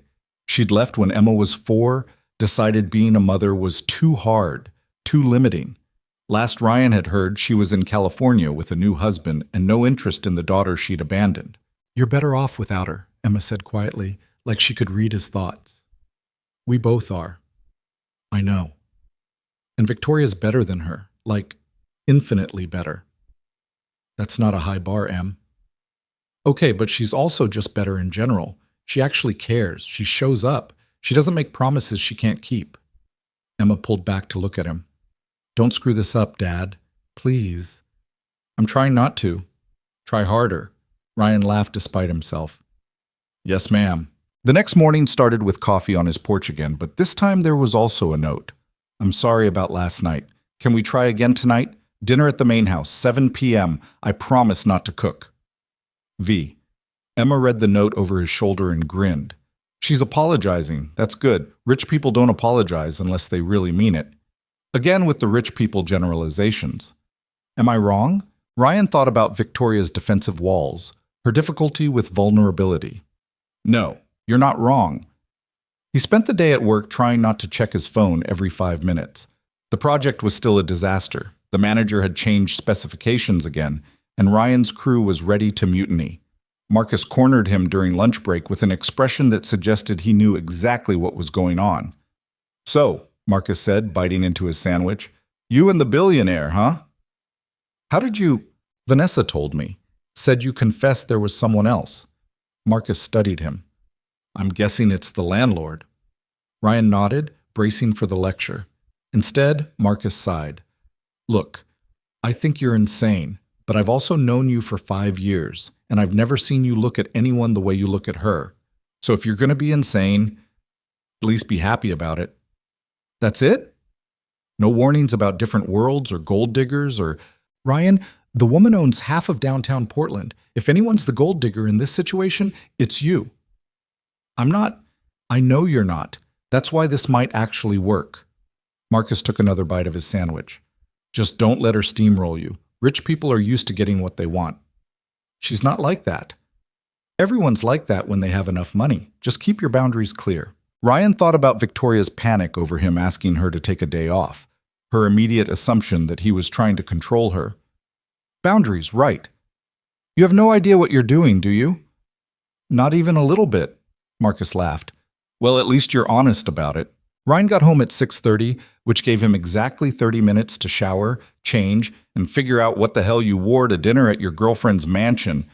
He settled on jeans and a button-down shirt that wasn't covered in drywall dust, which felt like the best he could manage on short notice. Emma appeared in his doorway looking far too pleased with herself. "You're nervous." "I'm not nervous." "You changed shirts 3 times. That's nervous." "I'm trying to look presentable. For a woman who's seen you covered in construction dust at 6 a.m., Dad, she doesn't care what you wear." "That's not the point." "Then what is the point?" Ryan sat down on his bed, suddenly exhausted. "I don't know. I just want this to work." Emma's expression softened. She came and sat beside him, small and serious. "It's going to work. You're both just scared because it matters. That's normal. When did you get so smart about this stuff?" "I told you. Young adult novels.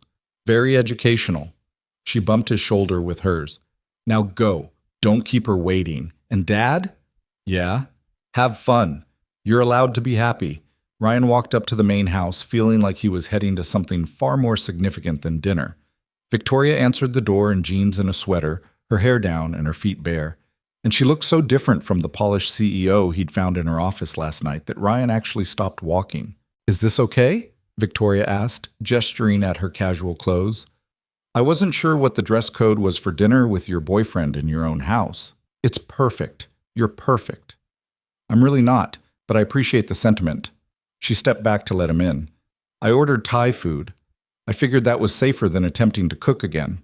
The kitchen smelled like pad Thai and curry, takeout containers spread across the marble island. It was so beautifully normal that Ryan felt something loosen in his chest. "About last night," Victoria started, "you don't have to—" "Yes, I do. I overreacted. You weren't trying to control me, and I shouldn't have assumed you were." She took a breath. "I've been thinking about what you said, about old patterns being hard to break. And you're right. I spent 3 years with someone who tried to make me smaller, and now I see that threat everywhere, even when it's not there."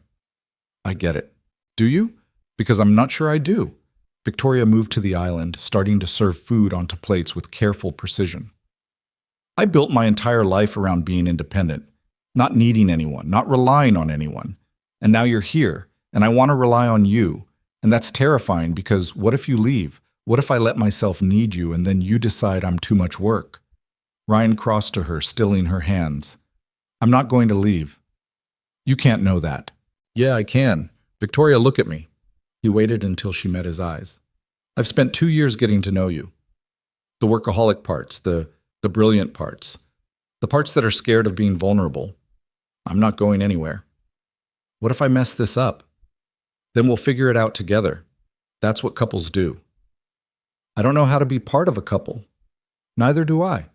My last relationship ended with my wife abandoning our daughter. I'm not exactly an expert here." Victoria's expression shifted into something softer. "We're quite a pair, aren't we?" "Absolutely a disaster. But maybe disasters work better together." "That's the theory." They ate dinner sitting on the floor of Victoria's living room because she admitted she never actually used the formal dining room, and the kitchen stools were uncomfortable for long conversations. Emma had been right about the Thai food. It was excellent, and more importantly, it gave them something to do with their hands while they talked about everything and nothing. Victoria told him about her first development project, how she'd been 23 and terrified, convinced she was going to fail and prove everyone right who'd said she'd never escape her father's shadow. Ryan told her about the first time Emma had called him Dad after her mother left, how he'd cried in the bathroom for 20 minutes because he was so scared of screwing up this tiny person who was counting on him. "You're a good father," Victoria said quietly. "Emma's lucky to have you." "I'm lucky to have her. She keeps me grounded." "She's remarkable. You know that, right? At 13, she's already more emotionally intelligent than most adults I know." "She gets that from her mother, actually, the emotional intelligence part. Sarah was good at reading people, understanding what they needed." Ryan paused. "She was just bad at staying." "Do you still love her?" "No, I don't think I ever really did. Not the way I should have. We were young and stupid, and Emma was an accident that we tried to make work." He met Victoria's eyes. "I know what it feels like to be with the wrong person, and I know this isn't that." "How can you be so sure?" "Because being with you feels like breathing, like everything suddenly makes sense in a way it never has before." Victoria set down her food, her hands shaking slightly. "I need to tell you something." Ryan's stomach dropped. "Okay. When I fired my chef last month, it wasn't because he made things too fancy. It was because he asked why I always set 3 places at the table when I lived alone. She took a shaky breath. I'd been doing it for months, setting a place for you and Emma, even though you weren't coming to dinner, just in case, just hoping. Victoria, and the coffee every morning. I started doing that because I wanted you to know someone was thinking about you, that you mattered to someone beyond Emma. Tears were streaming down her face now. I've been half in love with you for almost a year, and I've been terrified you'd never see me as anything more than your landlord. Ryan pulled her into his arms, feeling her shake against him. I saw you. I've been seeing you. I was just too scared to do anything about it. Why? Because you're brilliant and beautiful and completely out of my league. Because I'm a single father who lives in your guest house and fixes your plumbing. Because I couldn't imagine someone like you would want someone like me. Someone like you is exactly what I want. You're real, Ryan. You're kind and steady, and you don't want me for my money or my connections or what I can do for you. You just want me. Yeah, I do. They stayed on the living room floor until nearly midnight, talking and kissing and figuring out what this thing between them actually looked like. Victoria admitted she had no idea how to be someone's girlfriend. Ryan admitted he had no idea how to date a billionaire. They agreed to take things slowly, to communicate even when it was hard, to give each other grace when old patterns emerged. I should probably go, Ryan said eventually, even though everything in him wanted to stay. Or you could not go. His heart stuttered. Victoria, I'm not asking for anything more than sleeping in the same bed. She looked vulnerable in a way he'd never seen before. I don't want to be alone tonight. Is that okay? Yeah, that's okay. They fell asleep in Victoria's enormous bed, tangled together in a way that was more comfort than passion. Ryan woke up at 3 a.m. to find her crying silently in the dark. Hey, he whispered, pulling her closer. What's wrong? Nothing. Everything. I don't know. Victoria's voice was thick with tears. I keep thinking I'm going to wake up and you'll be gone, that this is too good to be real. I'm right here. I'm not going anywhere. Promise? I promise. She fell back asleep eventually, her breathing evening out against his chest.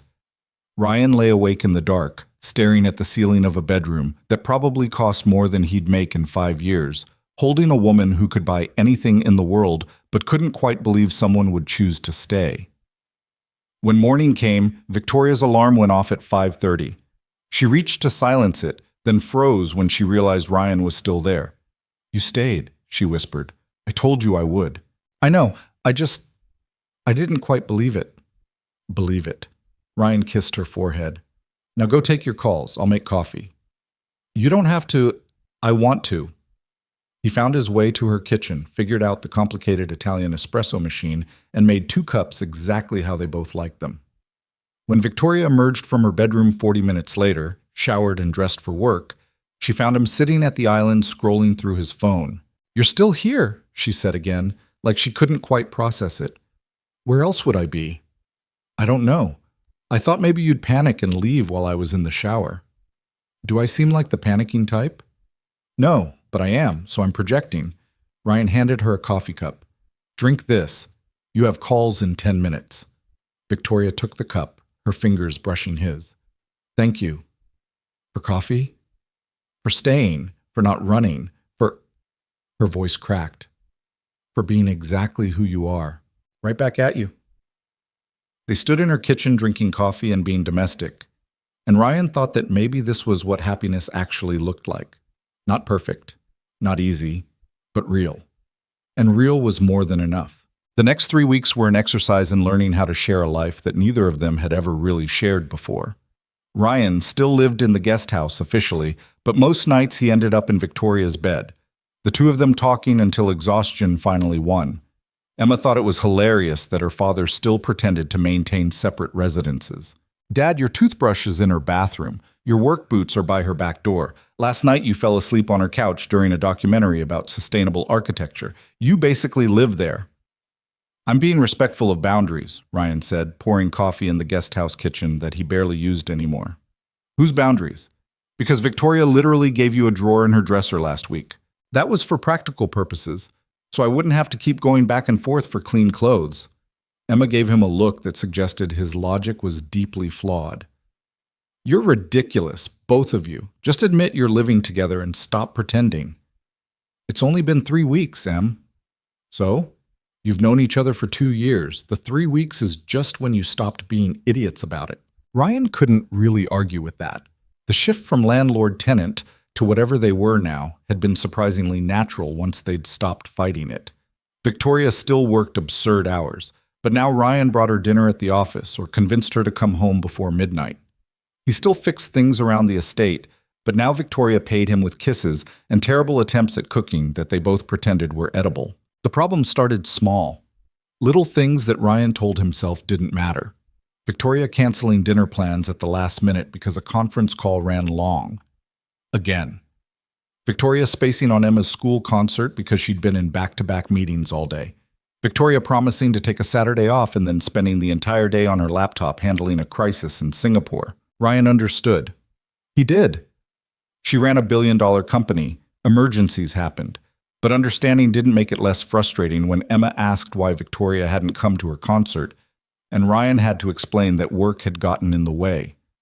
She texted me an apology, Emma said, staring at her phone. Said she'd make it up to me. She will. She's just busy right now. She's always busy, Dad. That's kind of the problem. Ryan wanted to argue, but Emma was right. Victoria was always busy, and Ryan was starting to feel like he was dating her schedule instead of actually dating her. It came to a head on a Tuesday night when Ryan walked into the main house to find Victoria's suitcase sitting by the front door. The same suitcase that had been there the night she'd confessed her feelings, the night everything had changed. Now it was back, packed and ready, and Ryan felt something cold settle in his stomach. Going somewhere?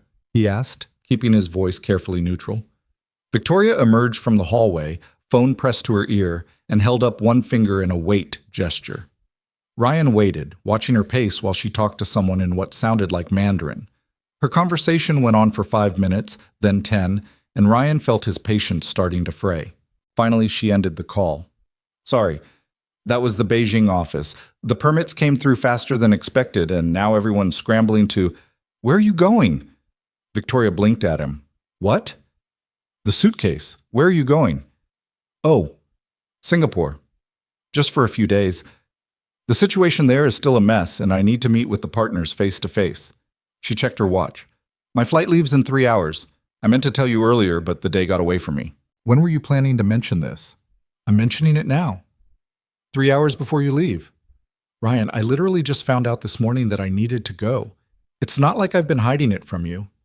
You've been home for 20 minutes. You could have led with, hey, I'm leaving the country tonight. Victoria's expression shifted into something defensive. I've been on the phone handling the logistics. I can't just drop everything the second I walk through the door. I'm not asking you to drop everything. I'm asking you to tell me when you're leaving. I'm telling you now. What's the problem? Ryan felt his frustration boiling over. The problem is that this is the 3rd time this month you've canceled plans because of work. The problem is that you missed Emma's concert. The problem is that I feel like I'm dating a ghost who occasionally appears between conference calls. That's not fair, isn't it? When's the last time we spent a full day together without you checking your phone every 5 minutes? I run a company, Ryan. I can't just ignore my phone. I'm not asking you to ignore it. I'm asking you to be present when you're with me, with us. Victoria's jaw tightened. I am present. You're physically here. That's not the same thing. So what do you want me to do? Quit my job? Stop caring about my career? Become some domestic housewife who waits around for you to come home from work? That's not what I said. It's what you're implying, that my work matters less than your need for attention. Ryan felt like he'd been slapped. Is that really what you think this is about? My need for attention? What else would it be about? You knew what my life was like when we started this. You knew I had a demanding career, and now you're acting surprised that I actually have to do my job. I'm not surprised you have to do your job. I'm frustrated that your job seems to be the only thing that matters to you. That's not true. Then prove it. Stay home. Handle the Singapore situation remotely. Show me that we actually matter to you. Victoria's expression went cold in a way Ryan had never seen directed at him before. You're asking me to choose between my company and you. I'm asking you to find some balance. No, you're asking me to prioritize your feelings over my responsibilities. And that's exactly what he did. Her voice was shaking now. My ex. He started with little requests, skip one meeting, delegate this project. Eventually it was just constant pressure to be less, to want less, to sacrifice everything I'd built for a relationship that fell apart anyway. I'm not him. Aren't you? Because this feels exactly the same. Victoria, I'm not asking you to sacrifice anything. I'm asking you to be in this relationship as much as I am. And I am. But apparently that's not enough for you. Apparently I need to abandon my company mid-crisis to prove I care. That's not what I'm saying. Then what are you saying, Ryan? Because it sounds like you want me to choose my career or you. And if that's the choice you're forcing, then you already know what I'm going to pick. The words hung between them like a death sentence. Ryan felt his chest constrict, all the air leaving the room in one terrible rush. So that's it? He said quietly. Work wins. Always. That's not fair. You just told me you'd choose your career over us. How is pointing that out not fair? Victoria's eyes were bright with unshed tears. You don't understand. This company is everything I built from nothing. It's the only thing that's never betrayed me, never left me, never asked me to be less than I am. I can't lose it. Not even for you. I'm not asking you to lose it. I'm asking you to make room for us in your life. There's a difference. Is there? Because from where I'm standing, you're asking me to prove my love by sacrificing the things that matter to me. That's not love, Ryan. That's control. I'm not trying to control you. Then what do you call this? You standing here demanding I cancel a business trip to prove I care. That's manipulation, even if you don't see it that way. Ryan felt something break inside his chest. You really think that's what this is? Me trying to manipulate you? I don't know what to think anymore. I just know I can't breathe right now and I can't have this conversation, and I need to get to the airport. Victoria grabbed her suitcase, her movements sharp and desperate. I'll be back Friday. We can talk then. Victoria, wait. I can't. I'm sorry, but I can't. She was gone before Ryan could find the words to stop her, the door closing with a soft click that sounded like an ending. Ryan stood alone in her entryway, surrounded by the evidence of the life they'd been building together. His jacket on her coat rack, his coffee mug in her sink, a photo of him and Emma that Victoria had framed and put on her bookshelf like they were something worth keeping. His phone buzzed. Emma. Where are you? Dinner's getting cold.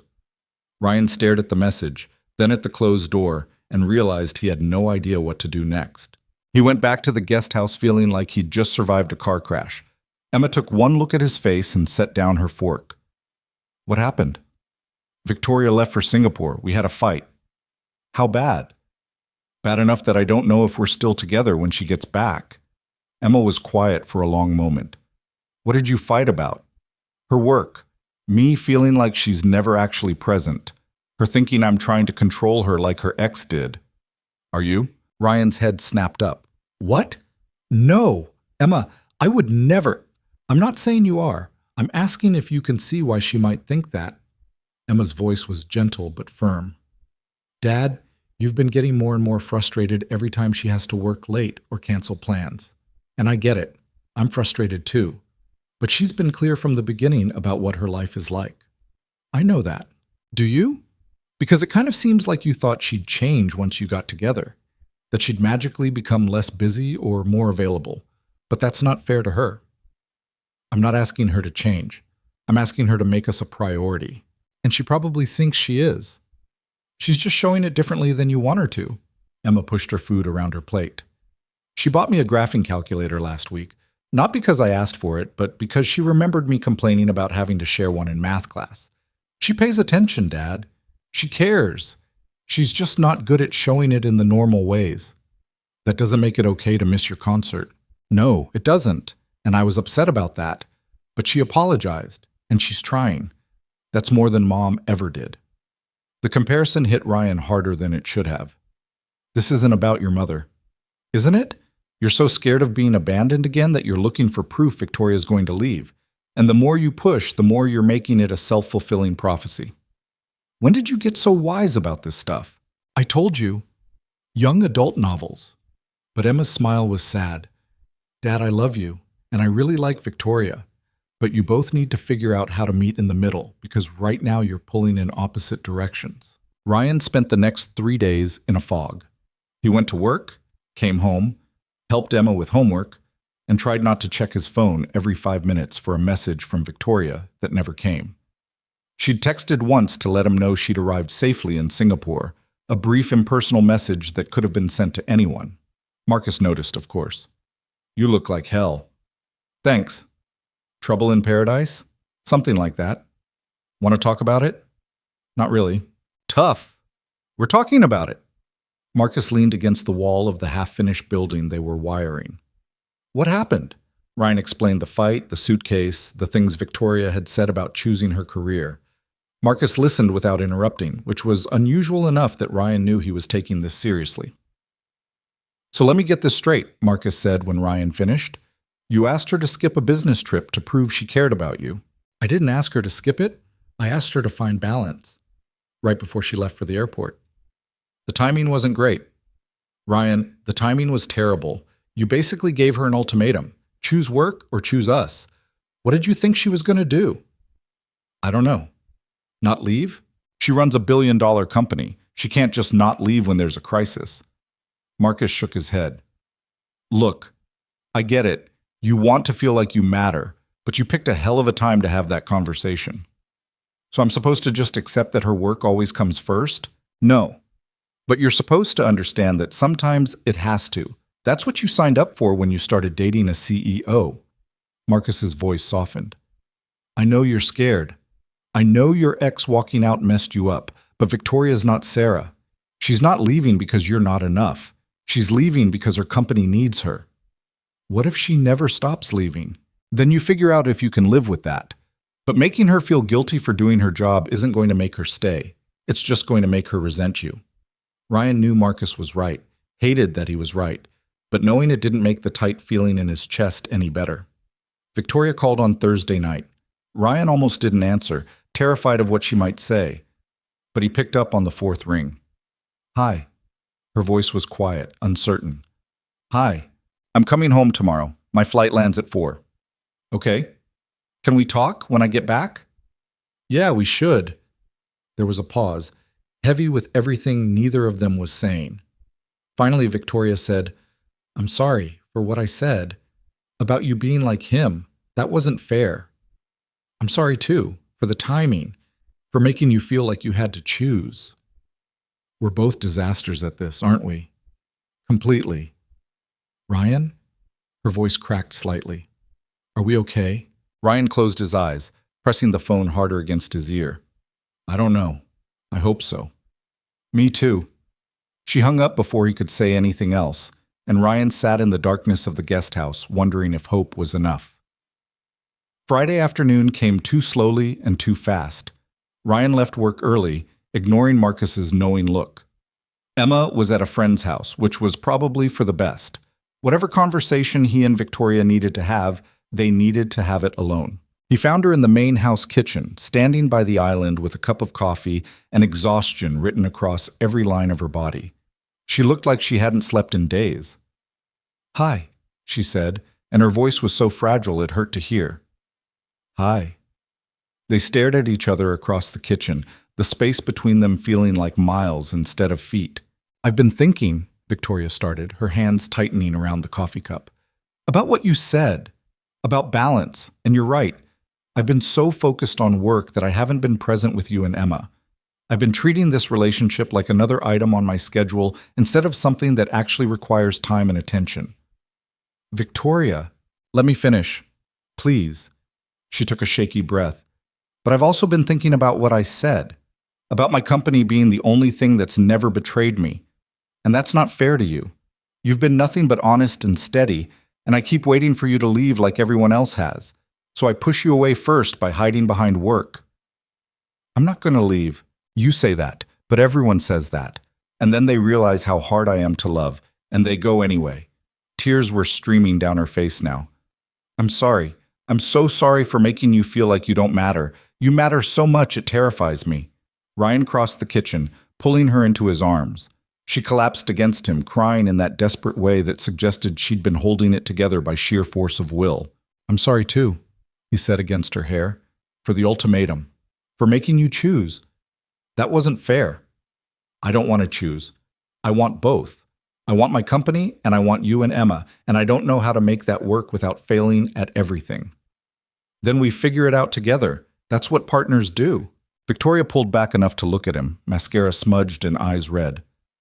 I don't know how to be a partner. I've spent so long being alone that I don't know how to let someone in without feeling like I'm losing myself. Then we learn together. Because I don't know how to date a billionaire CEO, and you don't know how to date a single father who lives in your guest house. We're both making this up as we go. What if I keep messing up?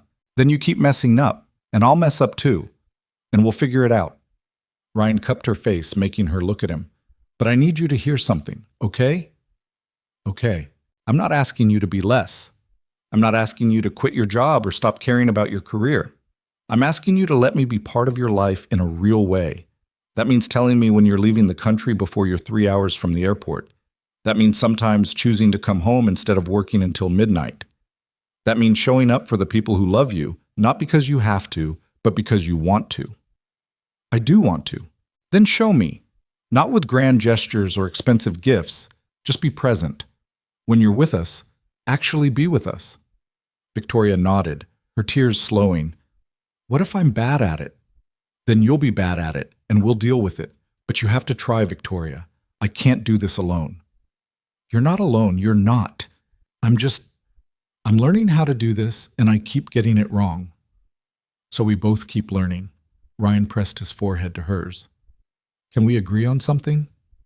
What? No more running. When things get hard, when we fight, when you panic, we stay and work through it. No suitcases by the door. No disappearing for days without really talking. We stay. That's terrifying. I know, but that's the deal. You asked me to promise I wouldn't let you run. I'm asking you to promise the same thing. Victoria's hands came up to frame his face, her touch gentle. I promise. No more running. Even when it gets hard? Especially when it gets hard. They kissed then, soft and desperate, and tasting like salt and coffee. When they broke apart, Victoria rested her head against Ryan's chest and said, I missed you so much. I missed you too. The Singapore trip was awful. The partners are still being difficult. The timeline is completely unrealistic, and I spent the entire week wishing you were there to tell me it was going to be okay. It's going to be okay. You don't even know what the problems are. Doesn't matter. You're brilliant and stubborn, and you'll figure it out. You always do. Victoria laughed, the sound watery but genuine. How are you so confident in me? Because I've watched you solve impossible problems for 2 years. This is just another one. This one involves zoning regulations in 3 languages and partners who keep changing their requirements. Okay, that does sound awful. It's a nightmare. I'm seriously considering just scrapping the whole project and eating the losses. Ryan pulled back enough to look at her. You don't mean that. I might mean it, a little bit. Victoria, you've been working on this project for over a year. You're not going to scrap it because it got difficult.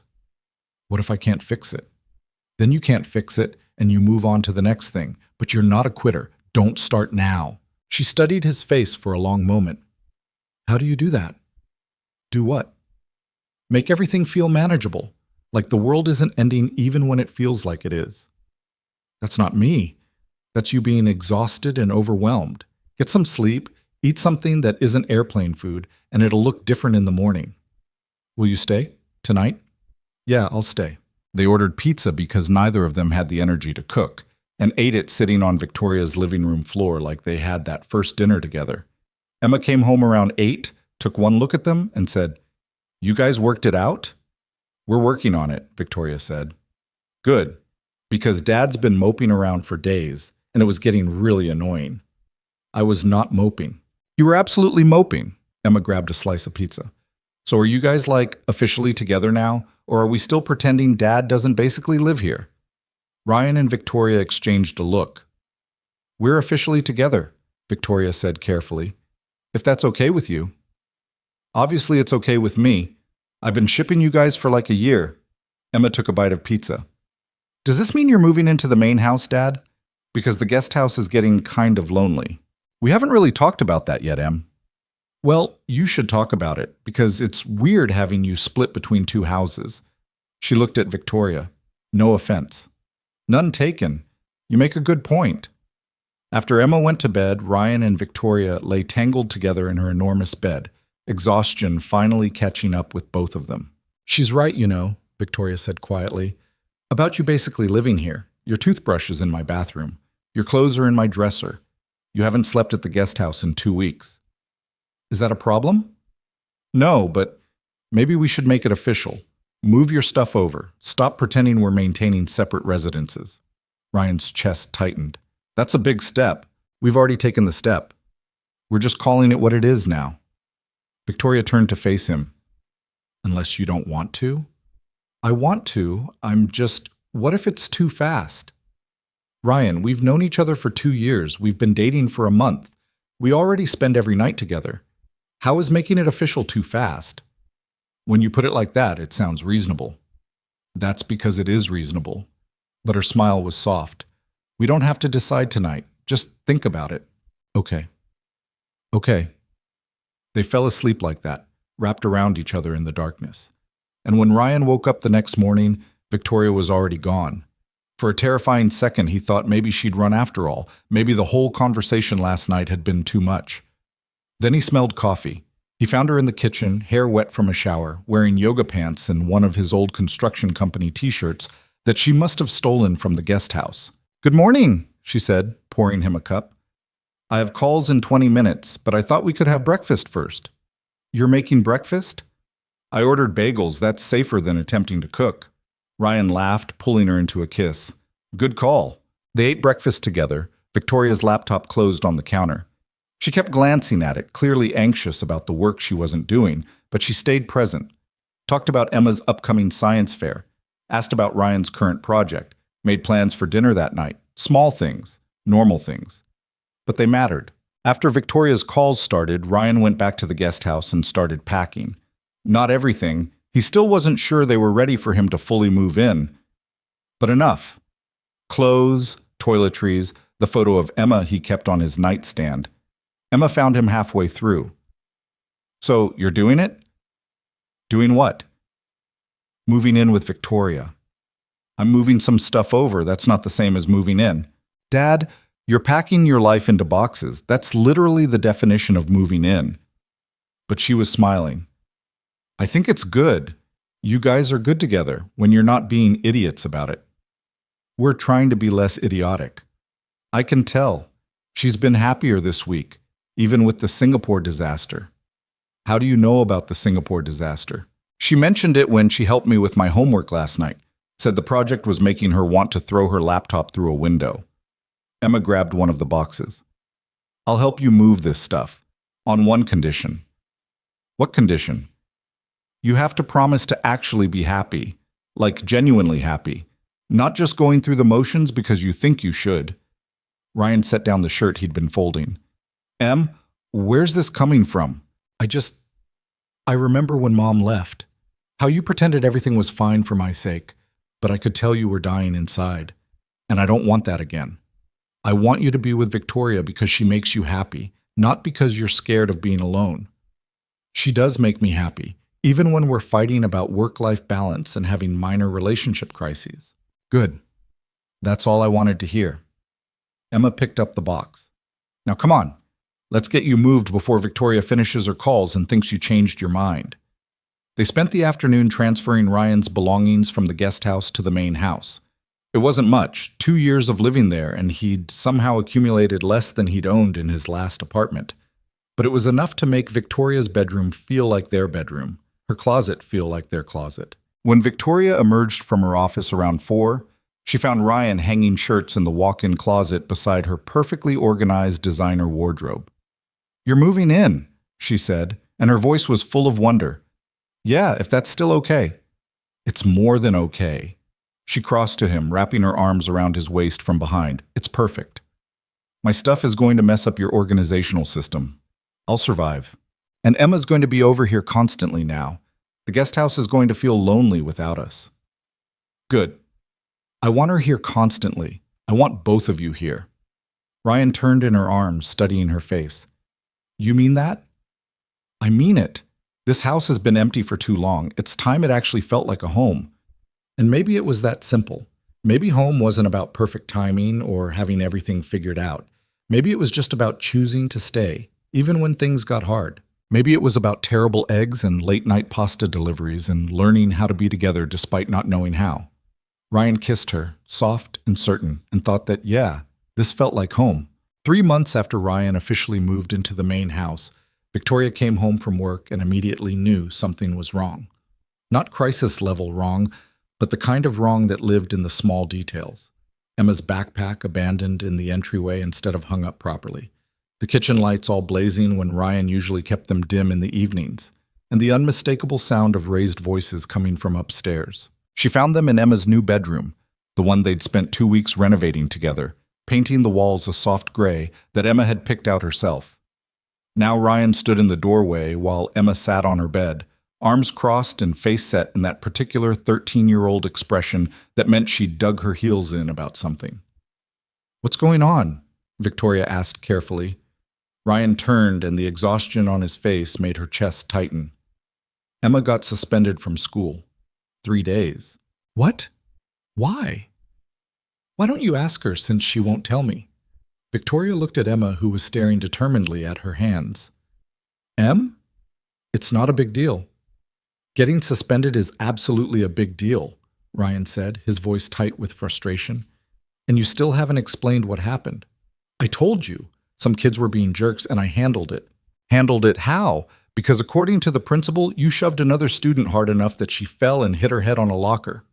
Victoria's eyes widened. Emma, she deserved it. That's not how the world works, Ryan said. You can't just assault people because they make you angry. I didn't assault anyone. I defended myself. The principal said you initiated physical contact. The principal wasn't there. She doesn't know what actually happened. Then explain it to me. Help me understand. But Emma just shook her head, jaw set. I already told the principal. I'm not saying it again. Ryan looked like he was about to say something else, something sharp that he'd probably regret, so Victoria stepped in. Why don't I talk to Emma alone for a minute? Ryan's expression said he didn't think that was a good idea, but he was also clearly at the end of his rope. Fine, I'll be downstairs. But this conversation isn't over, Em. After he left, Victoria sat down on the edge of Emma's bed. The girl didn't look at her, still staring at her hands like they held answers to questions she didn't want to ask. Want to tell me what really happened? Victoria asked quietly. Not particularly. Okay, want to sit here in silence while I pretend I know what I'm doing? That got a small smile. You're supposed to be on his side. I'm not on anyone's side, I'm just here. Victoria picked at the edge of Emma's bedspread. But for what it's worth, your dad's not angry because you got suspended. He's scared. Of what? That you're hurting and he doesn't know how to help. That he's failing you somehow. Victoria paused. That you're turning into someone who solves problems with violence instead of words. Emma's eyes filled with tears. They said terrible things about him, about you, about us. Understanding dawned slowly. What kind of things? That Dad's a gold digger, that he's only with you for your money, that you must be desperate to date some poor construction worker who lives in your house because he can't afford his own place. Emma's voice broke. They called you pathetic. Called him a leech, and I couldn't let them keep saying it. Victoria felt something hot and protective flare in her chest. So you shoved the girl who was talking? She wouldn't shut up. She kept going on and on about how everyone at school was laughing at us, how it was so obvious what was happening, and I told her to stop, and she just laughed and said more stuff, and I lost it. Oh, Em, I know I shouldn't have. I know violence isn't the answer, and I should have walked away or told a teacher or whatever, but she was saying things about my dad, and nobody gets to do that. Nobody. Victoria pulled Emma into a hug, feeling the girl shake against her. I'm not going to tell you what you did was right, because it wasn't. But I understand why you did it. Dad's so disappointed in me. He's not disappointed. He's scared and frustrated because he loves you and doesn't know how to protect you from people being cruel. How do you deal with it? People saying terrible things about you? Victoria thought about the years of gossip, the articles questioning her business decisions, the whispers about her love life and her ambition, and her apparent inability to maintain relationships. Honestly, most of the time I just ignore it. People are going to have opinions regardless of what you do. You can't control that. But what if they're saying things about people you love? Then it's harder, a lot harder. Victoria pulled back to look at Emma. But you still can't fix it with violence. That just gives them ammunition to say worse things. So what am I supposed to do? Just let them talk? You're supposed to remember that their opinions don't define your reality. Your dad loves me. I love him. We're building a life together. What some kids at school think about that doesn't matter. It matters to me. I know, and that's because you have a good heart and you want to protect the people you love. But Em, your dad doesn't need protecting from gossip, and neither do I. Emma wiped at her eyes. I messed up, didn't I? Yeah, you did, and you're going to have to face the consequences of that. Victoria squeezed her shoulder. But messing up doesn't make you a bad person. It just makes you human. Is Dad going to ground me forever? Probably not forever, but I'd prepare for a pretty serious punishment. Great. Emma slumped back against her pillows. Can you tell him I'm sorry, that I know I screwed up? You should tell him that yourself. He's downstairs probably wearing a hole in the kitchen floor from pacing. Will you come with me? Victoria stood, offering her hand. Yeah, I'll come with you. They found Ryan exactly where Victoria had predicted, pacing the kitchen with a cup of coffee he wasn't drinking. He looked up when they entered, his expression carefully neutral. Dad, I'm sorry, Emma said before he could speak. I know I messed up. I know I shouldn't have shoved Madison. She was saying really terrible things about you and Victoria, and I got so angry I couldn't think straight. Ryan's expression softened slightly. What kind of things? Emma repeated what she'd told Victoria, her voice getting smaller with each word. By the end, Ryan looked like he wanted to find this Madison kid himself and have some words. Em, people are always going to have opinions about my relationship with Victoria, about me living here, about the money difference, about all of it. You can't fight everyone who says something stupid. I know. I hate that they're talking about you like that, like you're using her or something. Anyone with eyes can see how much you love each other. Victoria felt her chest tighten at the simple certainty in Emma's voice. Ryan caught her eye, something warm passing between them. I appreciate you wanting to defend us, Ryan said carefully. But defending us isn't your job. Your job is to be a kid, go to school, and not assault your classmates. I know. I'm really sorry. Sorry doesn't undo what you did. You're suspended for 3 days, which means you're grounded for those 3 days. No phone, no TV, no hanging out with friends. You'll spend the time doing homework and helping around the house. Emma nodded miserably. Okay. And you're going to write an apology to Madison, whether she deserved what she said or not. You don't get to hurt people physically just because they hurt you with words. Even if they're being horrible, even then. That's what being a good person means, Em. You take the high road even when it's hard. After Emma retreated back to her room, Ryan collapsed onto one of the kitchen stools and dropped his head into his hands. I'm failing at this. Victoria moved behind him, wrapping her arms around his shoulders. You're not failing. You're parenting a teenager. There's a difference. She got suspended because kids are gossiping about us. That feels like failing. Kids would find something to gossip about regardless. Teenagers are cruel. That's not on you. Isn't it? If I wasn't living here, if we weren't together, she wouldn't be dealing with this. Victoria stiffened. Are you saying you regret this? Us? What? No. Ryan turned to face her. I'm saying I hate that Emma's getting hurt because of choices I made. Choices we made. And Em's not hurt because we're together. She's hurt because some kid at school is a bully who learned to be cruel from her parents. Victoria cupped his face. Don't do this. Don't make our relationship the problem when the actual problem is that people are judgmental and mean. What if she's right? What if people are laughing at us? Then they're laughing. So what? So it bothers me that people think I'm using you. Why? You know the truth. I know the truth. That's all that matters. Ryan pulled away, moving to the window that overlooked the estate grounds. Is it? Because I've been thinking about it a lot lately. About how this looks from the outside. Broke single father moves into billionaire's mansion, suddenly has access to money and resources he could never afford on his own. It's not a great look. I don't care how it looks. Well, I do. I care that people think I'm with you for your money. I care that Emma's getting bullied because her dad is living some fairy tale that doesn't make sense in the real world. Victoria felt something cold settle in her stomach. What are you saying, Ryan? I'm saying maybe we should slow down. Maybe I should move back to the guest house, create some distance, make it less obvious that what? That we're together? That we're building a life? Victoria's voice was rising now. You want to hide us because some kids at Emma's school have opinions? I want to protect my daughter from gossip and cruelty. By what? Proving them right? By acting like there's something wrong with us being together? That's not what I'm saying. Then what are you saying? Because it sounds like you're looking for an excuse to run. Ryan turned to face her, and the exhaustion in his expression was deeper than simple tiredness. I'm saying I don't know how to do this. How to be with someone who has so much when I have so little. How to look at myself in the mirror and not wonder if everyone's right about me. You think I'm with you for your money? Victoria asked, and her voice was dangerously quiet.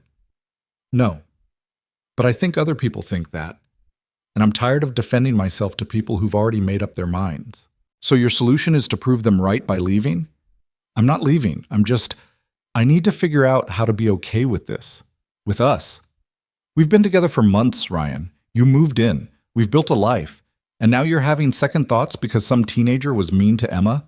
It's not about the teenager. It's about everything. The comments at work when guys find out where I live. The looks people give me when I'm out with you. The constant feeling that I don't belong in your world. Victoria felt tears burning behind her eyes. You belong with me. That's all that matters. Does it?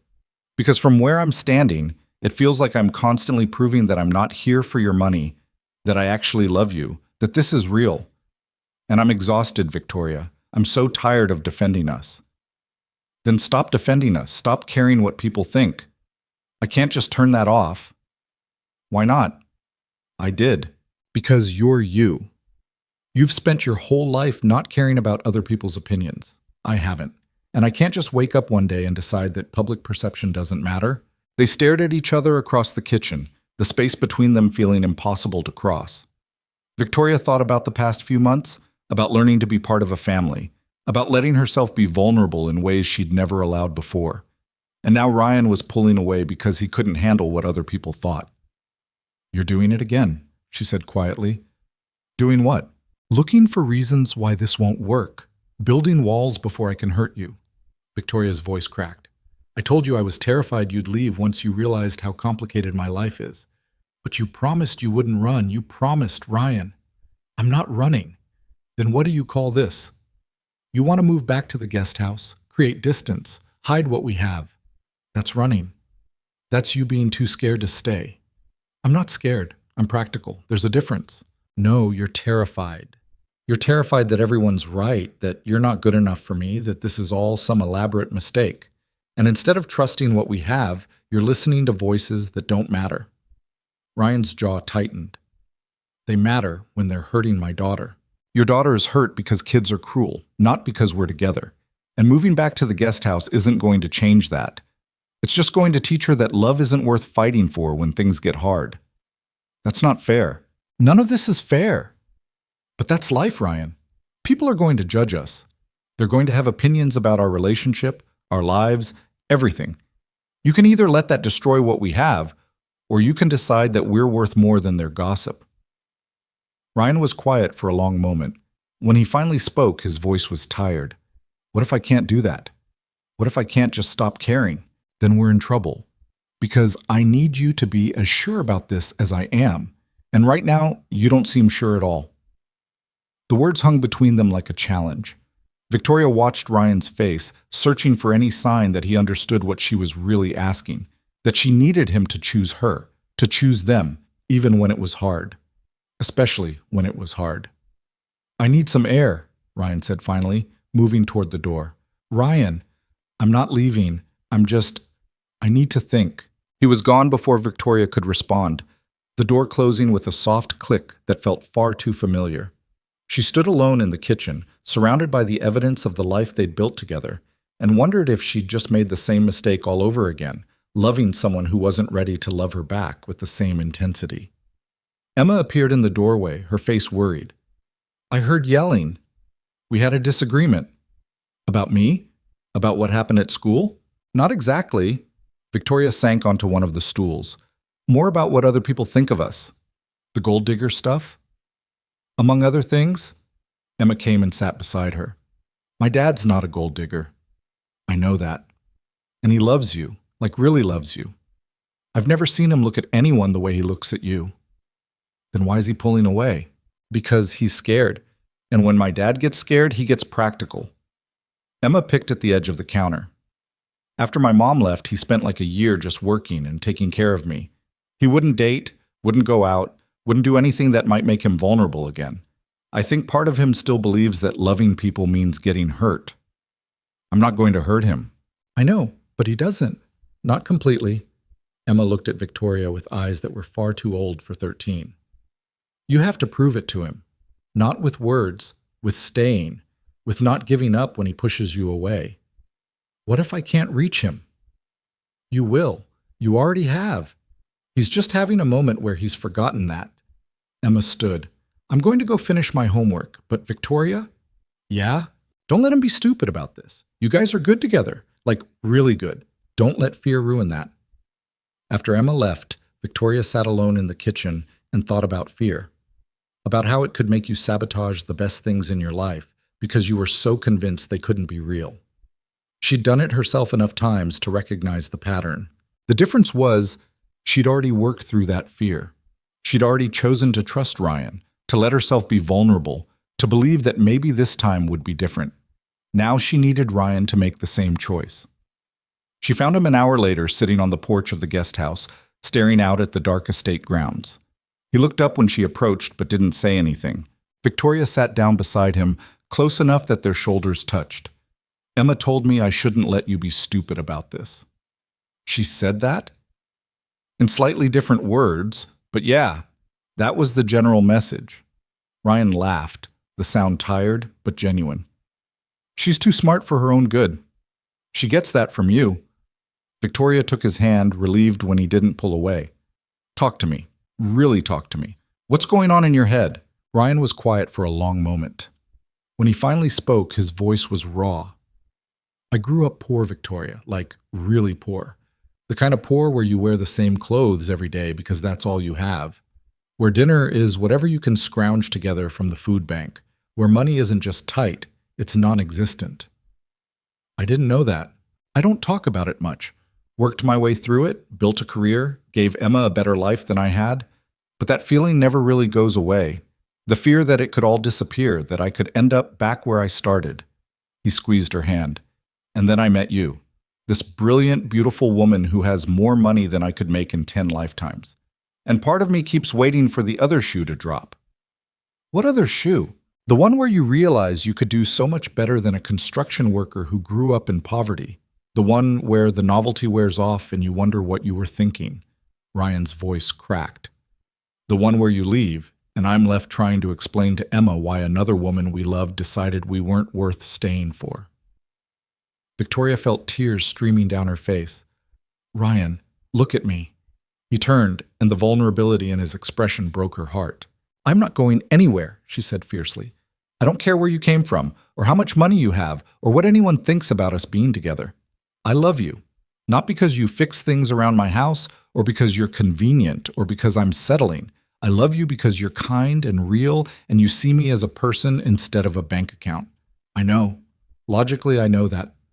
But you don't believe it, not completely. I'm trying to. I swear I'm trying. Then try harder. Because I can't do this alone, Ryan. I need you to meet me halfway. I need you to trust that this is real, even when other people question it. Ryan pulled her into his arms, holding her tight enough that she could feel his heart racing. I'm sorry. I'm so sorry for pulling away. For making you feel like you have to prove yourself. You shouldn't have to do that. And you shouldn't have to defend loving me. We're both enough exactly as we are. They sat like that for a long time, wrapped around each other in the darkness. Finally, Ryan said, I don't want to move back to the guest house. Good, because I'd just follow you here and make you come home anyway. Home. Ryan tested the word. Yeah, that's what it is, isn't it? It is for me, has been since you moved in. Even with all my construction dust and terrible organizational skills, especially with those things. Victoria pulled back enough to look at him. We're going to have more moments like this. More times when fear tries to convince us that we're making a mistake. But we have to choose each other anyway. That's what love is. choosing each other even when it's hard. Especially when it's hard. Ryan kissed her, soft and certain, and Victoria felt something settle in her chest. They weren't perfect. They were still learning how to be together, still navigating the complicated reality of their different worlds. But they were trying, and maybe that was enough. The next morning, Ryan woke Emma up early. "Get dressed. We're going somewhere." "Dad, I'm grounded, remember? This is part of your punishment. Trust me." They drove to Emma's school, Victoria following in her own car. Emma looked between them with growing concern. "What are we doing here?" "You're going to talk to Madison," Ryan said, "face to face. You're going to apologize for shoving her, and you're going to stand up for yourself with words instead of violence." "Dad, she's going to say terrible things. Probably. And you're going to handle it with grace and maturity, because that's who you are." They found Madison in the parking lot before school started, flanked by two friends who looked like they'd rather be anywhere else. The girl's eyes widened when she saw them approaching. "Emma," Ryan said quietly, "your turn." Emma took a breath, stepping forward. "Madison, I wanted to apologize for shoving you. I shouldn't have done that, and I'm sorry you got hurt." Madison's expression was wary. "Okay, but I also want you to know that the things you said about my dad and Victoria were wrong. My dad's not using her, he loves her, and she loves him. What you think about that doesn't change the truth." "I was just saying what everyone's thinking, then everyone's wrong." Emma's voice was steady. "My dad is the best person I know. He works hard, he takes care of me, and he makes Victoria happy. That's what matters. Not gossip, not rumors, just the truth." Madison looked uncomfortable now, her friends shifting beside her. "I didn't mean to—" "Yeah, you did. But I'm done caring what you mean. I know who my dad is, I know who Victoria is, and I know they're good together." Emma turned to walk away, then paused. "Oh, and for the record, Victoria's not pathetic. She's brilliant and kind, and she chose my dad because she actually sees people for who they are instead of what they have. You should try it sometime." They walked back to the car in silence. When they were safely inside, Emma let out a shaky breath. "That was terrifying." "You did great," Victoria said from the driver's seat. "Really great. She looked so surprised when I stood up to her without yelling." "That's because you were being a bigger person than she expected," Ryan said. "I'm proud of you, Em." "Even though I'm still grounded?" "Especially because you're still grounded. Actions have consequences, but you handled that consequence with maturity." Emma smiled, small but genuine. "Can we get breakfast? I'm starving." They went to a diner near the house, the three of them crammed into a booth while they ate pancakes and talked about everything except the drama of the past 24 hours. Victoria watched Ryan with Emma, the easy way they communicated, the obvious love between them. This was her family now, imperfect and complicated and absolutely worth fighting for. A week later, Victoria came home to find Ryan in the estate workshop, building something that looked suspiciously like a bookshelf. "What's this?" she asked, leaning against the doorframe. "Emma needs more storage space. Her room's getting crowded with all the books she keeps buying." "You could just buy her a bookshelf." "Where's the fun in that?" Ryan set down his saw, pulling off his safety glasses. "Besides, this way I can make it exactly the right size for her space." Victoria moved closer, examining his work. "You're really good at this." "At building furniture?" "At taking care of people. At seeing what they need before they know they need it." Ryan pulled her into his arms, sawdust and all. "I learned from the best. You've been doing that for me and Emma since before we even got together. That's different." "How?" "I don't know. It just is." Victoria rested her head against his chest. "I've been thinking." "About what?" "About the estate. About all this space I never use." She gestured vaguely at the workshop, the grounds beyond. "What if we turned some of it into something useful? Like affordable housing units or community workshops or—" "Victoria, that's a huge project. I know. But you were right before about me working too much because I don't know what else to do with myself. What if instead of just building things to build them, I built things that actually helped people?" Ryan pulled back to look at her. "You're serious about this?" "I am. I've been talking to some developers, running numbers. We could convert the North Wing into apartments, keep them affordable for families who need housing. Use the workshop space for community programs." Her words were coming faster now, excited. Emma mentioned wanting to do a coding camp this summer, but the only ones available are too expensive. What if we hosted one here, free for kids who couldn't otherwise afford it? Wow, that's actually brilliant. You think so? I think it's exactly the kind of thing you should be doing with your resources, making a real difference instead of just accumulating more. Victoria felt something warm bloom in her chest. I'd need help, someone who actually knows construction and project management, and I'm in. I haven't even told you the details yet. Don't need to. If you're doing this, I'm helping. Ryan kissed her forehead. We're a team, remember? Even when I spring massive renovation projects on you without warning, especially then. They spent the next hour sketching out ideas, Ryan pointing out structural considerations while Victoria calculated costs and timelines. Emma found them eventually, took one look at their plans and said, "This is so cool. Can I help?" "Absolutely," Victoria said. "We'll need someone to help with the community outreach. Figure out what programs people actually want." "I can do that. I can make surveys, talk to people at school." Emma's eyes were bright with excitement. "This is going to be amazing." That night, after Emma went to bed, Ryan found Victoria on the back porch with a glass of wine and a stack of papers. The same porch where she'd confessed her feelings months ago, where everything had started. "Still working?" he asked, sitting beside her. "Just reviewing some preliminary designs. I want to make sure we're thinking about this right." Ryan took the papers from her hands, setting them aside. "You can look at those tomorrow." "But no buts. You've been working all day. Now you're going to sit here with me and just exist for a minute." Victoria laughed, leaning into him. "Is this your way of telling me I'm obsessing?" "This is my way of reminding you that you don't have to have everything figured out tonight." They sat in comfortable silence, watching the lights of Portland twinkle in the distance. After a while, Victoria said, "I never thought I could have this." "Have what?" "This. All of it. A partner who actually sees me. A kid who feels like mine even though she's not. A purpose that matters more than just making money." Her voice got quiet. "A home." Ryan pulled her closer. "You have it. We all do." "I keep waiting for it to fall apart." "It's not going to fall apart. How can you be so sure?" "Because we're choosing it every day. Even when it's hard, even when we fight, even when fear tries to convince us we're making a mistake, we're choosing this." Ryan pressed a kiss to her temple. "And I'm going to keep choosing it, Victoria, for as long as you'll have me." "That might be a really long time." "Good. I'm counting on it." 3 months later, they broke ground on the renovation project. Emma had organized a community meeting that drew over 100 people, all interested in the affordable housing and program spaces. Victoria had never seen her estate feel so alive, so full of possibility. Ryan oversaw the construction, working alongside his regular crew plus volunteers from the neighborhood. Victoria handled the business side, securing funding and permits and managing the partnerships with local nonprofits.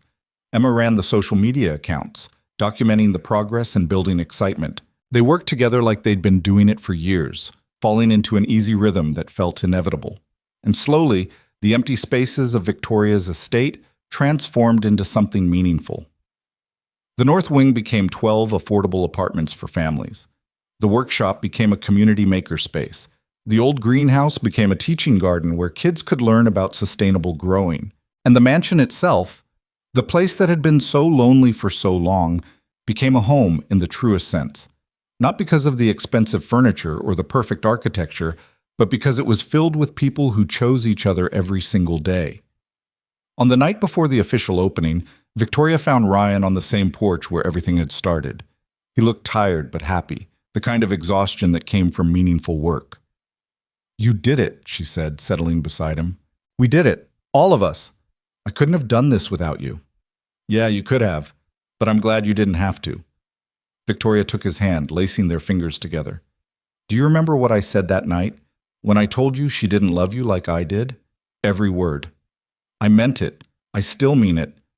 Ryan turned to face her, his expression soft in the porch lights. "I know. And I'm sorry it took me so long to really believe it, to trust that this was real. Do you trust it now?" "Yeah, I do." He reached into his pocket, pulling out a small box that made Victoria's heart stop. "Which is why I wanted to ask you something. Ryan, Let me get this out before I lose my nerve. He opened the box, revealing a simple ring that was nothing like the enormous diamonds Victoria's social circle would expect. I know we've only been together for less than a year. I know this is fast, but I also know that I want to spend the rest of my life choosing you. Every day. Even when it's hard. Especially when it's hard. Victoria's eyes were already streaming tears. Yes. I haven't actually asked yet. I don't care. The answer is yes. Ryan laughed, pulling her into a kiss. Victoria Hale, will you marry me? Yes. Absolutely yes. He slipped the ring onto her finger, and Victoria thought about how far they'd both come. From two people too scared to admit their feelings, to this, to choosing each other, to building something real. Emma appeared in the doorway, phone in hand and grinning like she'd won the lottery. Finally! I've been waiting for you to propose for like 3 months. You knew? Ryan asked. Dad, you've been carrying that ring around for weeks. You're not subtle. She came and hugged them both. I'm so happy for you guys, both of you. They stood together on the porch, the three of them, and Victoria realized this was what home actually meant. Not the mansion or the money or the estate grounds. Just this. People who chose each other, people who stayed. The official opening drew a crowd that filled every corner of the estate. Local families touring the apartments, kids exploring the makerspace, community members asking about programs and opportunities. Victoria stood with Ryan and Emma, watching people discover the spaces they'd created, and felt something settle in her chest that she'd been searching for her entire life. Peace. A reporter from the local paper approached, notebook in hand. Ms. Hale, can I ask what inspired this project? Victoria looked at Ryan, at Emma, at the life they'd built together. I spent a lot of years thinking success meant building bigger, making more, achieving more. But real success isn't about what you accumulate. It's about what you create that matters. It's about the people you choose to share your life with. It's about building something that lasts beyond you. And what does last? The reporter asked. Victoria smiled, taking Ryan's hand. Love, family, community, the things that make a house feel like home. That night, after everyone had gone and the estate was quiet again, the three of them sat in the kitchen eating takeout pizza like they had so many times before. But everything felt different now, bigger, more real. So, Emma said, reaching for another slice, when's the wedding? Victoria and Ryan exchanged a look. They hadn't even started planning, hadn't thought past the proposal itself. We'll figure it out, Ryan said. As long as it's before I leave for college, Emma said. I want to be there. You're 13. College is years away. Exactly. So you have plenty of time to plan. But she was smiling, that gap-toothed grin that still made her look like the little girl she'd been when Ryan first moved into the guest house. Victoria watched them banter back and forth, father and daughter, and thought about how much had changed in such a short time, how a chance rental ad had turned into this, how two people afraid of being hurt had somehow found the courage to love anyway. Later, lying in bed with Ryan's arms around her, Victoria whispered, I can't believe this is real. Better start believing it. You're stuck with me now. Good. I don't want to be unstuck. Ryan laughed, pulling her closer. That's not a word. It is now. They fell asleep like that, tangled together in the darkness, and for the first time in her life, Victoria wasn't afraid of tomorrow. Whatever came next, they'd face it together. Because that's what home meant. Not a place, not a thing. But people who chose to stay, even when staying was hard. People who loved you not despite your flaws, but because of them. People who saw you completely and decided you were worth keeping. And Victoria Hale, who'd spent so many years alone in her empty mansion, had finally found exactly that. She'd found her home. The mansion still stood on its 12 acres, beautiful and expensive and impressive. But now when the lights glowed warm in the evening, they weren't just a signal that someone was there. They were a welcome, a reminder that empty spaces can be filled, that lonely hearts can learn to open, that sometimes the best things in life are the ones you never saw coming. Ryan Carter had moved into that guest house 2 years ago just looking for affordable housing and stability for his daughter. He'd found so much more than that. He'd found a partner who challenged him, a home that felt right, and the courage to believe he deserved both.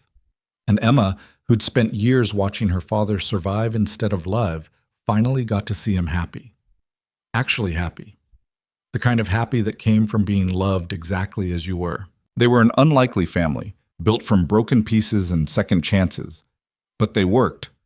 Not because everything was perfect or easy, but because when things got hard, they chose to stay. They chose to work through it. They chose each other. Every single time. And in the end, that was all love ever really was. A choice you made, over and over again, to stay. To fight. To build something worth keeping. They'd chosen well. And the mansion that had once echoed with loneliness now rang with laughter and life and the beautiful chaos of people learning how to be a family. It had become at last exactly what it was always meant to be. Home.